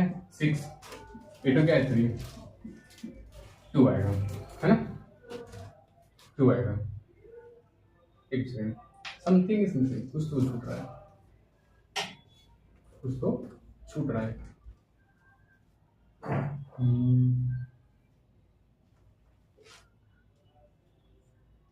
इसको 2 करते हैं। हाँ, अब ठीक है। अब B1/B2 है ना? B1 क्या देखा है? 2, B2 क्या देखा है? 1। ठीक है, B2 क्या देखा है? 1। क्या आएगा? 2 आएगा, है ना? A1/A2 क्या आ गया? 2 आ गया। B1/B2 क्या आ गया? 2 आ गया। A1/A2 = B1/B2। मैंने कहा था जब B1 A1 इक्वल हो जाए तो C1 को चेक करते हैं, तब C1 को चेक करते हैं। और C1 की पारी C1/C2। ठीक है, B दोनों बार। C1 क्या है? -2। C2 क्या है? 5। C1 C2 के तो इक्वल नहीं है।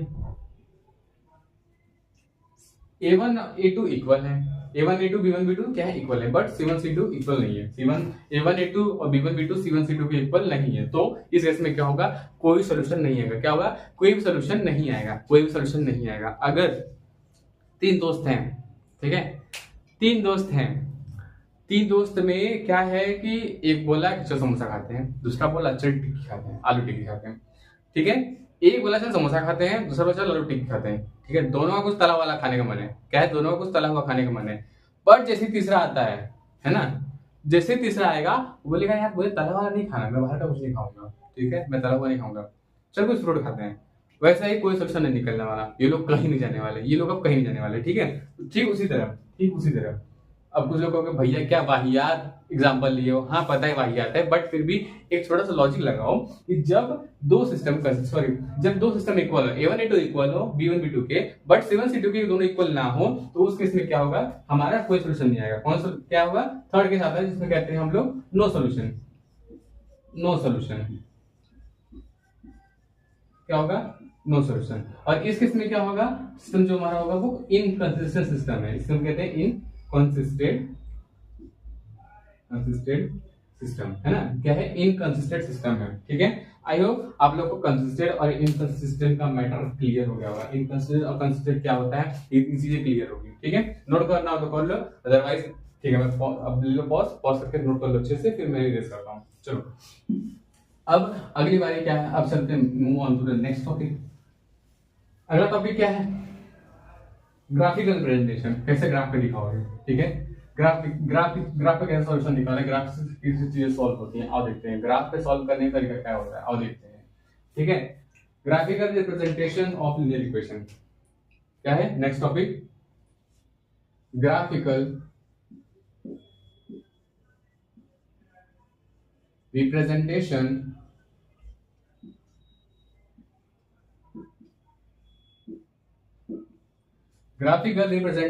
Of linear equation, graphical representation of linear equation, ये graphical representation of linear equation। अब कितने केस थे हमारे पास, 3 केस थे क्या, 3 केस थे क्या। पहला केस क्या था, पहला केस क्या था, यूनिक सॉल्यूशन का, यूनिक सॉल्यूशन। तीनों केस से ग्राफ एक एक करके पढ़ेंगे। पहला केस क्या था, यूनिक सॉल्यूशन का, यूनिक सॉल्यूशन क्या था, यूनिक सॉल्यूशन का पहला केस था। ठीक है, पहला केस यूनिक सॉल्यूशन का। अगर मैं ग्राफ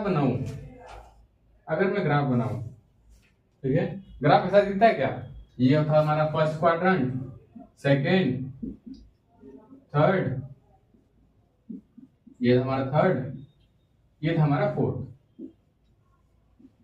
है ऐसा ही कुछ था, फर्स्ट सेकंड थर्ड फोर्थ, ये 4 क्वाड्रेंट थे। अब इन चारों क्वाड्रेंट में हमारे कुछ क्वांटिटीज होती हैं, कुछ वैल्यूज होती है, 1 2 3 4, है ना, लंबा लाइन की तरह। यहाँ पे हमारा पॉइंट ऑफ ओरिजिन होता है, ये होता है हमारा एक्स एक्सिस, ये होता है हमारा वाई एक्सिस, ये होता है हमारा एक्स डैश, ये होता है हमारा वाई डैश, है ना। फिर यहाँ पे ये कुछ, ये पॉजिटिव एक्स एक्सिस, ये पॉजिटिव वाई एक्सिस, ये नेगेटिव एक्स एक्सिस, और ये होता है हमारा नेगेटिव वाई एक्सिस। कुछ ऐसा ही होता है ग्राफ, है ना, कुछ ऐसा ही होता है ग्राफ। अब यूनिक सॉल्यूशन केस में क्या होगा, यूनिक सॉल्यूशन के साथ कुछ चीजें और आती थी क्या, ऐड ऑन में कुछ चीजें और ऐड ऑन में आती थी। पहला क्या था, कंसिस्टेंट होता है ना, कंसिस्टेंट होता है, कंसिस्टेंट होता है कितने पॉइंट्स पे, सिर्फ एक पॉइंट पे, कितने, जो भी यूनिक सॉल्यूशन होगा, ठीक है, जो भी यूनिक सॉल्यूशन का ग्राफ होता है, जो भी यूनिक सॉल्यूशन वाले सिस्टम्स होते हैं, वो उसमें क्या होता है, जैसे अगर मैं कहा था ना, जो लीनियर इक्वेशंस होते हैं उनकी जो भी लाइंस, सॉरी, जो ग्राफ बनता है उनका स्ट्रेट लाइन ग्राफ बनता है ना। पॉलिनोमियल चैप्टर में हमने डिस्कस किया इसके बारे में, graphical representation of linear polynomial में हमने देखा था कितने लीनियर पॉलिनोमियल थे, उनका जो ग्राफ बनता है उनका स्ट्रेट लाइन ग्राफ बनता है। कैसा बनता है, स्ट्रेट लाइन ग्राफ बनता है। तो लेट्स से अगर मैं कहूं, ठीक है, अगर मैं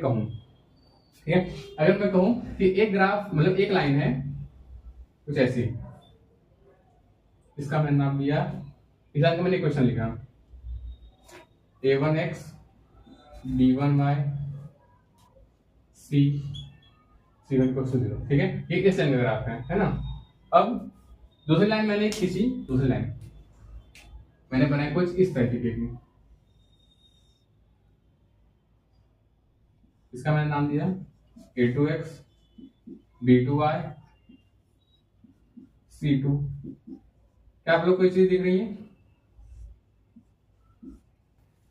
ये पहली लाइन है, इसका इक्वेशन क्या है, a1x + b1y + c1 = 0। ये दूसरी लाइन है, इसका इक्वेशन है a2x + b2y + c2 = 0, है ना। ये दो इक्वेशंस हैं, दो इक्वेशंस की दो स्ट्रेट लाइंस हैं। क्या है, दो इक्वेशंस की दो स्ट्रेट लाइंस हैं। ये दोनों स्ट्रेट लाइंस देख रहे हो कहां इंटरसेक्ट कर रहे हैं, किसी एक पॉइंट पे, किसी एक डिस्टिंक्ट पॉइंट पे, किसी एक सिंगल पॉइंट पे, किसी एक सिंगल पॉइंट पे, है ना, किसी एक सिंगल पॉइंट पे इंटरसेक्ट कर रही है। क्या कर रही है, किसी एक ही सिंगल पॉइंट पे ये जो लाइंस हैं वो क्या है, इंटरसेक्ट कर रही है। ये जो सिंगल पॉइंट है ना, ये जो सिंगल पॉइंट है, ठीक है, ये जो सिंगल पॉइंट है, ये हमारा सॉल्यूशन है। क्या होगा, कुछ x होगा कुछ y होगी, है ना, कोऑर्डिनेट सिस्टम है, कुछ x होगा कुछ y होगा, जो भी होगा ये हमारा सॉल्यूशन कहलाएगा, है ना। तो क्या होगा, कंसिस्टेंट होता है और एक सिंगल सॉल्यूशन आता है, it always gives a single solution, है ना, it always gives single solution।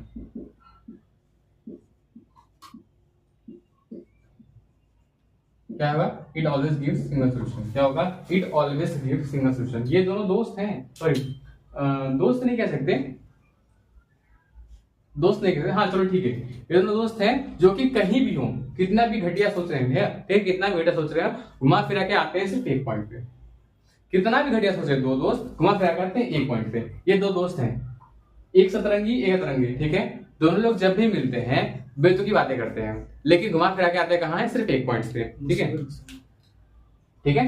अब सेकंड केस ये तो था यूनिक सॉल्यूशन, है ना, ये था यूनिक सॉल्यूशन, इसमें एक सिंगल सॉल्यूशन मिलता है और कंसिस्टेंट ग्राफ बनता है, ठीक है। इसका जो ग्राफ बनता है, ठीक है, जो कंसिस्टेंट ग्राफ जो ग्राफ बनता है वो कैसा बनता है, इंटरसेक्टिंग वाला, intersecting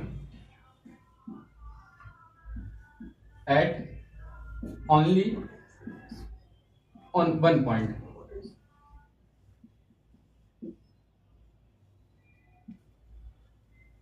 only one point, intersect at only one point, ठीक है। इसका ग्राफ कैसा होगा, ऐसा ग्राफ होगा जो कि इंटरसेक्ट करेगा सिर्फ एक पॉइंट पे, है ना। अब सेकंड केस आता है, सेकंड केस आता है पैरेलल लाइंस का, इसका पैरेलल लाइंस का। सर ये क्या होता है भैया, ये क्या होता है, पैरेलल लाइंस का केस क्या होता है, पैरेलल लाइंस में ज्यादा कुछ होता नहीं है, ठीक है, पैरेलल लाइन में ज्यादा कुछ होता नहीं है।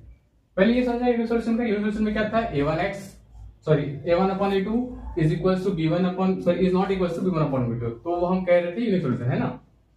अब आएगा नो सॉल्यूशन का केस, कौन सा, नो सॉल्यूशन का केस, ऐसे जैसे हम कहेंगे, हाँ नो सॉल्यूशन का केस, चलो नो सॉल्यूशन,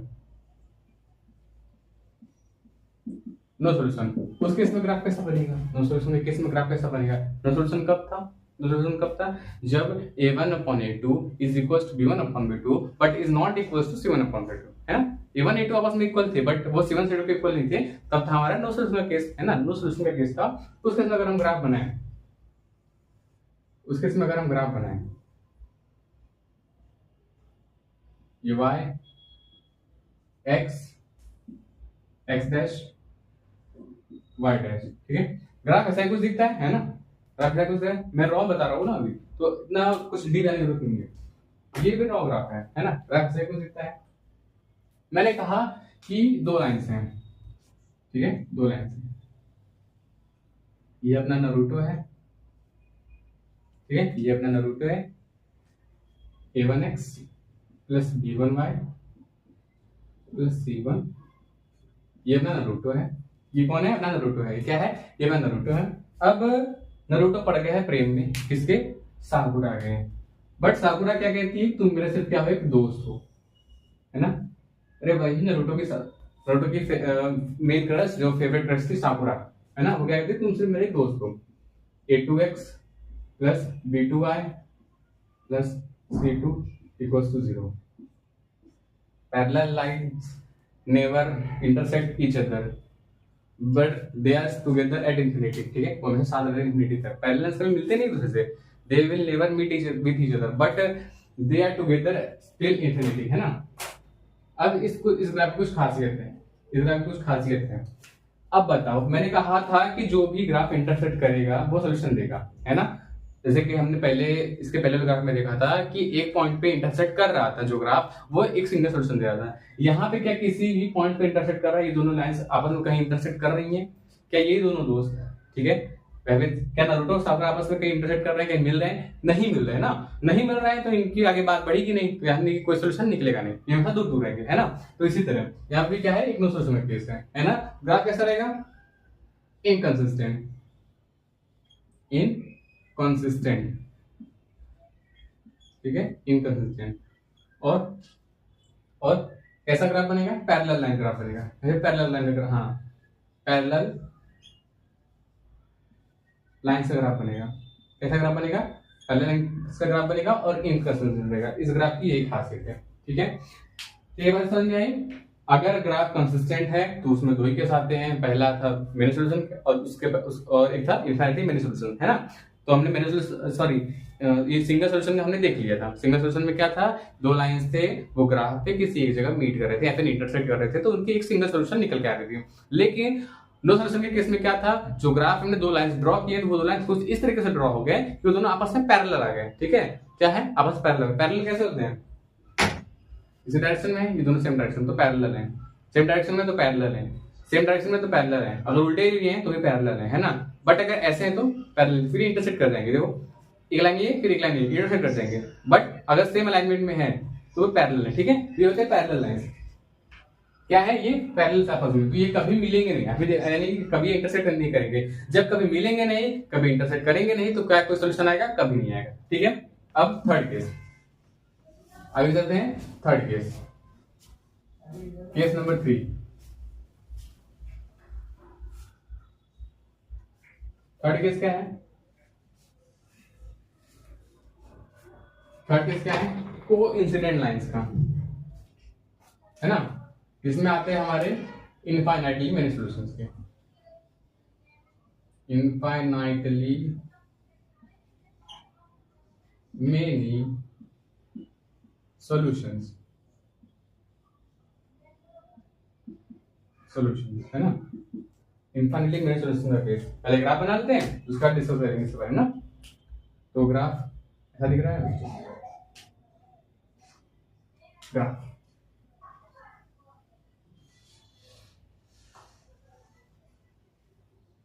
ठीक है, ये रहा ग्राफ।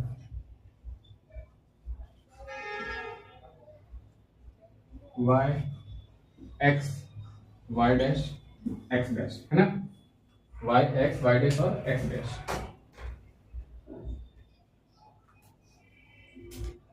चलो ये एक लाइन है, ठीक है, ये सिस्टम ऑफ इक्वेशन है। समझ लो कि ये मात्रा की लाइन है। क्या ये? मात्रा की लाइन है, सीधी लाइन, है ना। मात्रा उचिया, ठीक है, उसकी लाइन से सीधे है ना, उसकी कहावत है। मतलब इसके थॉट से सीधे आए। उसी का एक दोस्त है, माद्रा का ही एक दोस्त है, कौन है? हाशिरामा सेंजू, ठीक है, ये उसकी लाइन से एकदम उसी के ऊपर। मतलब कि दोनों लोग के थॉट सेम है, दोनों लोग की इमेजिन सेम है, हर बात सेम है ना। वो एक साथ हमेशा हर एक काम एक साथ करते आए हैं, एक साथ दो एक से रहे हैं, हमेशा एक जैसे उन्होंने काम किए, है ना। यानी कि ये दोनों लाइन जो है वो आपस में एक दूसरे के ऊपर को इंसाइड रखेंगे, एक दूसरे के ऊपर चिपक के आएंगे। जहां जहां ये लाइन वहां वो लाइन, इन दोनों लाइन से क्वेश्चन अगर मैं लिखूं, है ना, क्या दोनों साथ में है? मैं लिखता हूँ a1x plus b2y plus c1 sorry b1y plus c1 equals to 0, और इधर a2x plus b2y plus c2 equals to 0, ठीक है। ये दो सिस्टम ऑफ इक्वेशंस की दो लाइन से जब स्ट्रेट लाइन ड्रॉ की गई तो उनको ये पाया गया कि वो दोनों लाइन आपस में हर जगह चिपके हुए, आपस में हर जगह को इंसाइड कर रहे हैं, ठीक है। तो ऐसे सिस्टम ऑफ इक्वेशन जो को इंसाइड ग्राफ बनाते हैं, को इंसाइड लाइन ग्राफ बनाते हैं, ठीक है, को इंसाइड लाइन ग्राफ बनाते हैं, उनकी कितने सॉल्यूशन आते हैं? Many solution. अरे देखो ना एक बार, यहाँ पे भी इंटरसेक्ट कर रहे हैं, यहाँ पे भी इंटरसेक्ट कर रहे हैं, यहाँ पे भी कांटेक्ट में, यहाँ पे भी कांटेक्ट में, कांटेक्ट में, कांटेक्ट में, यहाँ पे भी, यहाँ पे भी, यहाँ पे भी, हर जगह ये लोग कांटेक्ट में है। क्या हर जगह आपस में कांटेक्ट में है? क्या हर जगह ये लोग आपस में कांटेक्ट है? कोई प्रॉब्लम होगा तो क्या सॉल्यूशन निकाल लेंगे? तो क्या इन लोगों के इनफाइनाइटली मेनी सॉल्यूशंस आएंगे? क्या इन लोगों के इनफाइनाइटली मेनी सॉल्यूशंस आएंगे? पहले वाले ग्राफ में क्या था? एक ही जगह कांटेक्ट में आए थे तो सॉल्यूशन आया था। सेकंड वाले ग्राफ में क्या था? पैरेलल लाइंस थी, कहीं इंटरसेक्ट नहीं किए थे तो कोई सॉल्यूशन नहीं आया था। थर्ड वाले ग्राफ में क्या है? हर जगह आपस में कांटेक्ट में आ रहे हैं, हर जगह आपस में इंटरकनेक्ट कर रहे हैं, तो क्या हर जगह सॉल्यूशन आएंगे? हाँ। तो क्या इस वाले ग्राफ के इनफाइनाइटली मेनी सॉल्यूशंस आएंगे? हाँ आएंगे। ये कैसा ग्राफ है?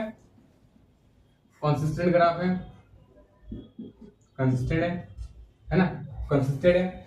Second solution infinitely many solutions है ना, इनफाइनाइटली मेनी सॉल्यूशंस हैं इसके। तो ये कौन सा ग्राफ दिख रहा है आपको? कोइंसिडेंट ग्राफ,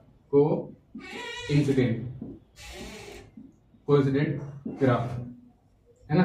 कैसा है? कोइंसिडेंट है। पहला वाला कैसा था? जिसमें एक सॉल्यूशन यूनिक सॉल्यूशन आया था, वो कैसा था? इंटरसेक्टिंग था। दूसरा वाला कैसा? जिसमें पैरेलल लाइंस आई थी, पैरेलल लाइंस वाले में नो सॉल्यूशन थे, है ना। और थर्ड वाला क्या है? जिसमें इनफाइनाइटली मेनी सॉल्यूशंस आ रहे हैं, वो कैसा ग्राफ है? कोइंसिडेंट ग्राफ है, ठीक है। कैसा ग्राफ है? कोइंसिडेंट ग्राफ है। अब चलो सॉल्यूशन निकाल सकते हैं। भैया ये तो बता दिए, ठीक है, भैया ये तो बता दिए कि ग्राफ में ऐसे ऐसे चीजें दिखती हैं, है ना, ग्राफ में ऐसे ऐसे चीजें दिखती हैं, बट भैया आपने सॉल्यूशन निकालना नहीं सिखाया, ठीक है। तो आप सॉल्यूशन निकालना भी देख लेते हैं कि कैसे सॉल्यूशन निकालना है, कैसे किसी भी क्वेश्चन का ग्राफिकल रिप्रेजेंटेशन। अभी आज हम ग्राफिकल रिप्रेजेंटेशन तक डिस्कस करेंगे कि ग्राफ की हेल्प से कैसे सॉल्यूशन को फाइंड आउट करना है। फिर नेक्स्ट लेक्चर में, जो भी नेक्स्ट लेक्चर 2 या 3 दिन में आएगा, उसमें हम ये सीखेंगे कि सब्स्टिट्यूशन मेथड और एलिमिनेशन मेथड से कैसे हम सॉल्यूशंस को निकाल सकते हैं, है ना। और चलो, तो एक क्वेश्चन है 2x plus y minus 6 equals to 0, है ना। 2x plus y minus 6 equals to 0। और एक क्वेश्चन है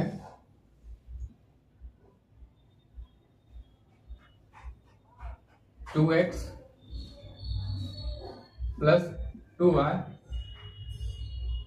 माइनस 5 इक्वल्स टू 0। चलो ठीक है, 2x plus 2y minus 5 equals to 0। ये दो एक सिस्टम ऑफ मतलब ये एक सिस्टम ऑफ इक्वेशन आपको मिल गया। अब इसका ग्राफ बनाना है ना। पहले हम ग्राफ बनाते हैं। आप एक ग्राफ का ड्रॉ करते हैं, प्लॉट कर ग्राफ बनाते हैं, फिर हम प्लॉटिंग भी करेंगे, है ना। मैं प्लॉटिंग भी करनी होगी। तो ये आ गया हमारा एक्स एक्सिस, ये y dash x dash y, है ना। अब तुम्हें याद है मैंने तुमको पहले लेक्चर में ग्राफ में वैल्यू पुट करना सिखाया था, कैसे ग्राफ बनाते वो सिखाया था। आवाज फिर देखते हैं, है ना। जैसे ये क्वेश्चन है ना, ये क्वेश्चन है, इसको अगर मैं यहाँ लिखूं 2x plus 2y minus 5 equal to 0, है ना। अब ये क्वेश्चन है, अगर मैं इसे कोऑर्डिनेट बनाऊं, क्योंकि मुझे ग्राफ में ड्रॉ करना है ना, इसको ग्राफ में ड्रॉ करना है, तो मैं इसको कोऑर्डिनेट, इसके कोऑर्डिनेट्स बनाऊं। अब ग्राफ के लिए कोऑर्डिनेट्स बनाने का तरीका क्या है, ठीक है। देखो हमको चाहिए मिनिमम 2 पॉइंट्स, क्योंकि हमको स्ट्रेट लाइन ड्रॉ करना है, तो मुझे क्या मिनिमम 2 पॉइंट्स। अगर पैराबोलिक होता तो हमको लगते 3 से 4 पॉइंट्स, 4 पॉइंट्स मिनिमम लगते हैं पैराबोलिक ग्राफ में। बट अगर स्ट्रेट लाइन ग्राफ है, सीधी ग्राफ है, तो हमको 2 पॉइंट रहेंगे तो भी हम सीधी लाइन खींच देंगे, है ना। तो वो बनेगा हमारा स्ट्रेट लाइन ग्राफ। अब 2 पॉइंट निकालने का तरीके क्या है, ये x ये y। इस इक्वेशन के लिए अगर हम एक बार क्या करें, x को 0 रखते हैं, क्या करें, अगर हम एक बार x को 0 रखते हैं, तो क्या ये क्वांटिटी 0 हो जाएंगी, है ना। अगर x इंटू 2 0 हो गया तो y इक्वल टू क्या आएगा -6। इसको अगर हम इधर कर दें तो ये होगा 2x plus y equal to 6, है ना। 0 का टाइम मैसेज लग गया। तो अगर मैं इस क्वांटिटी को 0 कर दूं, x वैल्यू मैंने 0 रख दी, x को मैंने क्या कर दिया 0 कर दिया, y क्या आएगा 6 आएगा, 6 आएगा, है ना। अब एक बार क्या करता हूं मैं, y को 0 करता हूं, है ना।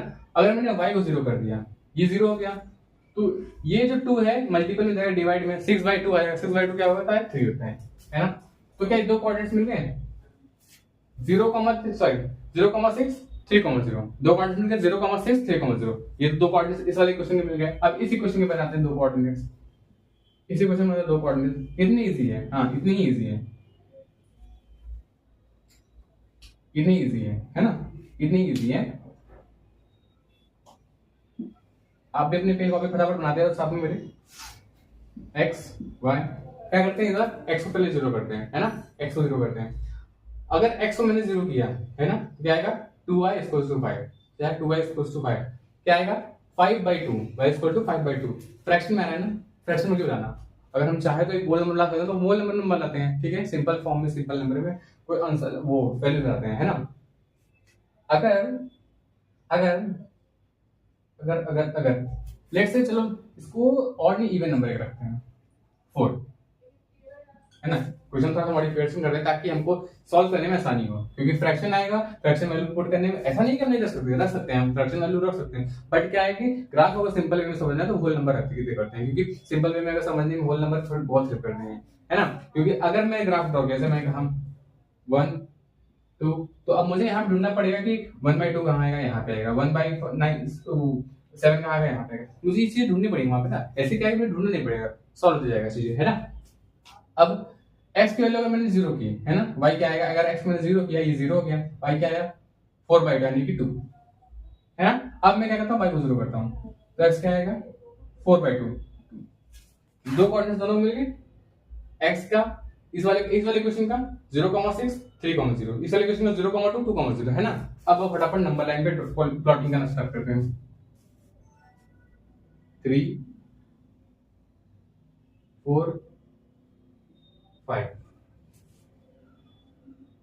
minus of 1 minus of 2 minus of 3 minus of 1 minus of 2 minus of 3 minus of 2, है ना। अब 1 2 3 4 5 6, ठीक है। अब इक्वेशन के लिए काम करना है ना। तो इस लाइन का इक्वेशन, ठीक है, इस इक्वेशन में जो लाइन है उसके दो कोऑर्डिनेट्स क्या दिए हैं 0,6, x 0 y 6, यानी कि यहाँ पे ये क्या है हमारा 0,6, है ना, x 0 y 6 0,6। अब सेकंड क्या देखा है x3 y0 y0 x3 y0 x3 y0 x3।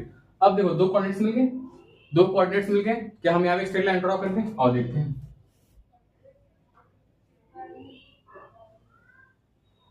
ठीक है, पावर कट हो चुका था, मैं क्या कर सकता हूँ, पावर कट होने की वजह से मुझे वीडियो पॉज करना पड़ा था। आइए फिर से वीडियो में कंटिन्यू करते हैं। ठीक है, तो जैसे कि इस इक्वेशन का, इस इक्वेशन जो हमने लाइन बनाया, इस इक्वेशन में हमने स्ट्रेट लाइन का बनाया, तो वो जैसा है, दो कोऑर्डिनेट्स मिले यहाँ से यहाँ तक है। ठीक है, मैं यहाँ पे लिख देता हूँ, इक्वेशन का नाम क्या है, 2x plus y equals to 6, ये हमारा इक्वेशन है ना। अब सेकंड इक्वेशन में ग्राफ कैसा दिख रहा है, सेकंड इक्वेशन में x की वैल्यू 0 y 0,2 है ना, x 0 y 2, एक पॉइंट ये है, एक कोऑर्डिनेट ये रहा है ना, फिर x2 y0 x2 y0, एक कोऑर्डिनेट ये रहा है ना, एक कोऑर्डिनेट ये रहा। अगर मैं इस लाइन को ऐड करूं, इस लाइन को इन दोनों पॉइंट्स में अगर जोड़ एक लाइन बनाऊं, है ना, देखो क्या ये दोनों लाइंस आपस में यहाँ पे आके इंटरकनेक्ट हो रहे हैं, फिर इंटरसेक्ट कर रहे हैं, है ना, इस पॉइंट पे आके, क्या इस पॉइंट पे आके ये दोनों लाइंस आपस में इंटरसेक्ट कर रहे हैं? जी हाँ सर, कर रहे हैं, बिल्कुल कर रहे हैं। तो मैं क्या हम ये कह सकते हैं, यार हमने एक पहले देखा था, इसके पहले कि मैंने बताया था जहां पे भी दो लाइंस इंटरसेक्ट करें वही उस ग्राफ का सॉल्यूशन होता है ना, सॉरी उस इक्वेशन का सॉल्यूशन होता है। तो इन दोनों इक्वेशन का सॉल्यूशन क्या होगा, ये पॉइंट, इस पॉइंट में कौन कौन है, 4, -1, 4, -1 इन दोनों इक्वेशन का सॉल्यूशन होगा। क्या होगा, 4, -1 इन दोनों इक्वेशन का सॉल्यूशन होगा। Sir really? हाँ रियली, और देखते हैं, वेरीफाई करते हैं। मैंने कहा था जब तक मेथड वेरीफाई नहीं करोगे तब तक तुमको संतुष्टि नहीं मिलेगी। तो क्या करते हैं, वेरीफाई करते हैं। क्या है, 4, -1 इस ग्राफ का यूनिक सॉल्यूशन है, क्योंकि देखो दो अलग अलग लाइंस है, तो डिस्टेंस लाइंस है, आपस में आके एक जगह इंटरसेक्ट कर रहे हैं। क्या कर रहे हैं, आपस में आके एक जगह इंटरसेक्ट कर रहे हैं, तो क्या एक सिंगल सॉल्यूशन निकाल रहे हैं, है ना। आओ वेरीफाई करके देखते हैं, आओ वेरीफाई करके देखते हैं। LHS और RHS इक्वल होना चाहिए, LHS और RHS हमेशा इक्वल आने चाहिए, LHS और RHS हमेशा इक्वल आने चाहिए। चलो क्या है, 2x plus y equal to 6, x value क्या देखी है, 4 plus y plus -1 equal to 6, 4 8 plus mistake, भारी मिस्टेक, कैसे हो गया,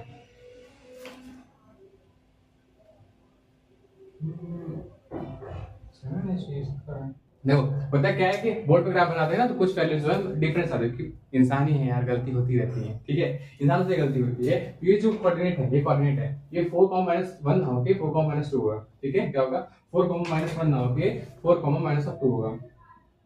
यानी कि x की वैल्यू 4, y की वैल्यू -2, x की वैल्यू 4, y की वैल्यू -2। तो हम यहाँ पे अगर रखें, ये आएगा -2, है ना, -2। तो अगर हम यहाँ पे रखें -2 है, -2, 4 to 8 -2 इक्वल्स टू क्या, 6, 8 - 2 6 इक्वल्स टू 6। क्या LHS RHS के इक्वल है? Yes sir. यहाँ भैया क्या ये जो सॉल्यूशन है वो एक इक्वेशन नंबर 1 को सेटिस्फाई कर रहा है? हाँ कर रहा है। अब इक्वेशन नंबर 2 में देखते हैं, 2 times 4 plus 2 times of -2 equals to क्या आना चाहिए, 4 आना चाहिए, है ना। ये हमारा LHS है। अब चलो LHS को सॉल्व करते हैं। 4 to 8 प्लस 2 to 4, इसका आएगा 4 माइनस का 4 माइनस ऑफ 4, ठीक है, इक्वल्स टू क्या आएगा 4। क्या ये जो 4 LHS है क्या वो RHS इक्वल आया है? हाँ भैया आया है। तो क्या मैं ये कह सकता हूँ ये जो इक्वेशन का सॉल्यूशन आया है, ये जो सॉल्यूशन 4 और 2 आया है, 4 -2 आया है, वो इन दोनों इक्वेशन को सेटिस्फाई कर रहा है? क्या इन दोनों सिस्टम को सेटिस्फाई कर रहा है? क्या इस पेयर ऑफ सिस्टम को सेटिस्फाई कर रहा है? हाँ सर कर रहा है। तो हम ये कह सकते हैं जो 4, 2 है, जो 4, -2 है, वो इस सिस्टम ऑफ लीनियर इक्वेशन का क्या है, सिस्टम ऑफ लीनियर इक्वेशन का एक सॉल्यूशन है। क्या है, एक सॉल्यूशन है। कौन सॉल्यूशन है? यूनिक सॉल्यूशन है, क्योंकि एक ही सॉल्यूशन आया है। कैसे आया है? क्योंकि एक ही जगह पे दोनों लाइंस आपस में आए, कहां इंटरसेक्ट की है, सिर्फ एक जगह, only one place, they are intersect at only one place, they meet with each other at only one place. ठीक है, पूरी क्लास का एक समरी दूं। देखो मैंने पढ़ाई बहुत सारी चीजें हैं, ठीक है, तुमको कुछ करना नहीं है। तुमको जितना मैंने आज पढ़ाया, होमवर्क में कुछ नहीं दे रहा हूँ। आज की क्लास यहीं पे खत्म है। इसको जाना है, जा सकते हो, इसको रुकना है, वो रुक सकता है। होमवर्क में क्या करना है आप लोग को, जो मैंने नोट्स बताए थे, जो मैंने नोट्स पढ़ाए वहां पे आपको रिवीजन करने अच्छे से। जो मैंने 2-3 क्वेश्चन प्रैक्टिस करवाए हैं उसको आपको अच्छे से फिर से प्रैक्टिस करने, खुद से करने, क्योंकि क्वेश्चन तो मैंने सिर्फ एक कराया है इस ग्राफ का। ठीक है, उसमें कुछ एरर आएगा, क्योंकि देखो तुम अगर पेन पेंसिल पे इसको ग्राफ ड्रॉ करोगे, ड्रॉ करोगे तो सोल्यूशन यूनिक आएगा, अच्छे से आएगा। बट अगर मेरी तरह बिना स्केल से मेजर किया अगर कहीं भी खींच दोगे तो गलत आएगा, ठीक है। तो इसीलिए पेन पेंसिल से ड्रॉ करके ग्राफ को ऐसे सॉल्व करना, फिर अच्छे से सोल्यूशन आएगा। सेकंड थिंग, अगर तुमको एक चीज समझ में आ गई हो तो तुम अपनी क्वेश्चन एक्सरसाइज का अगर नहीं करना है तो अगर करना चाहो तो कर सकते हो, ठीक है, करना चाहो तो भी कर सकते हो, 3.1 एक्सरसाइज कर सकते हो। बट अगर नहीं करना चाहते तो फिर मैं अगली क्लास में खुद सॉल्व करवाऊंगा, कुछ क्वेश्चन वहां पे प्रैक्टिस करवाऊंगा, ठीक है। और फिर मैं तुमको होमवर्क में दूंगा। अगली क्लास कब आएगी सर? 2 से 3 दिन की बात आ जाएगी, उसकी चिंता मत करना। आज के लिए तुमको यही करना है, जितना मैंने पढ़ा है उसको रिवाइज करना है, अच्छे से रिवाइज करना है।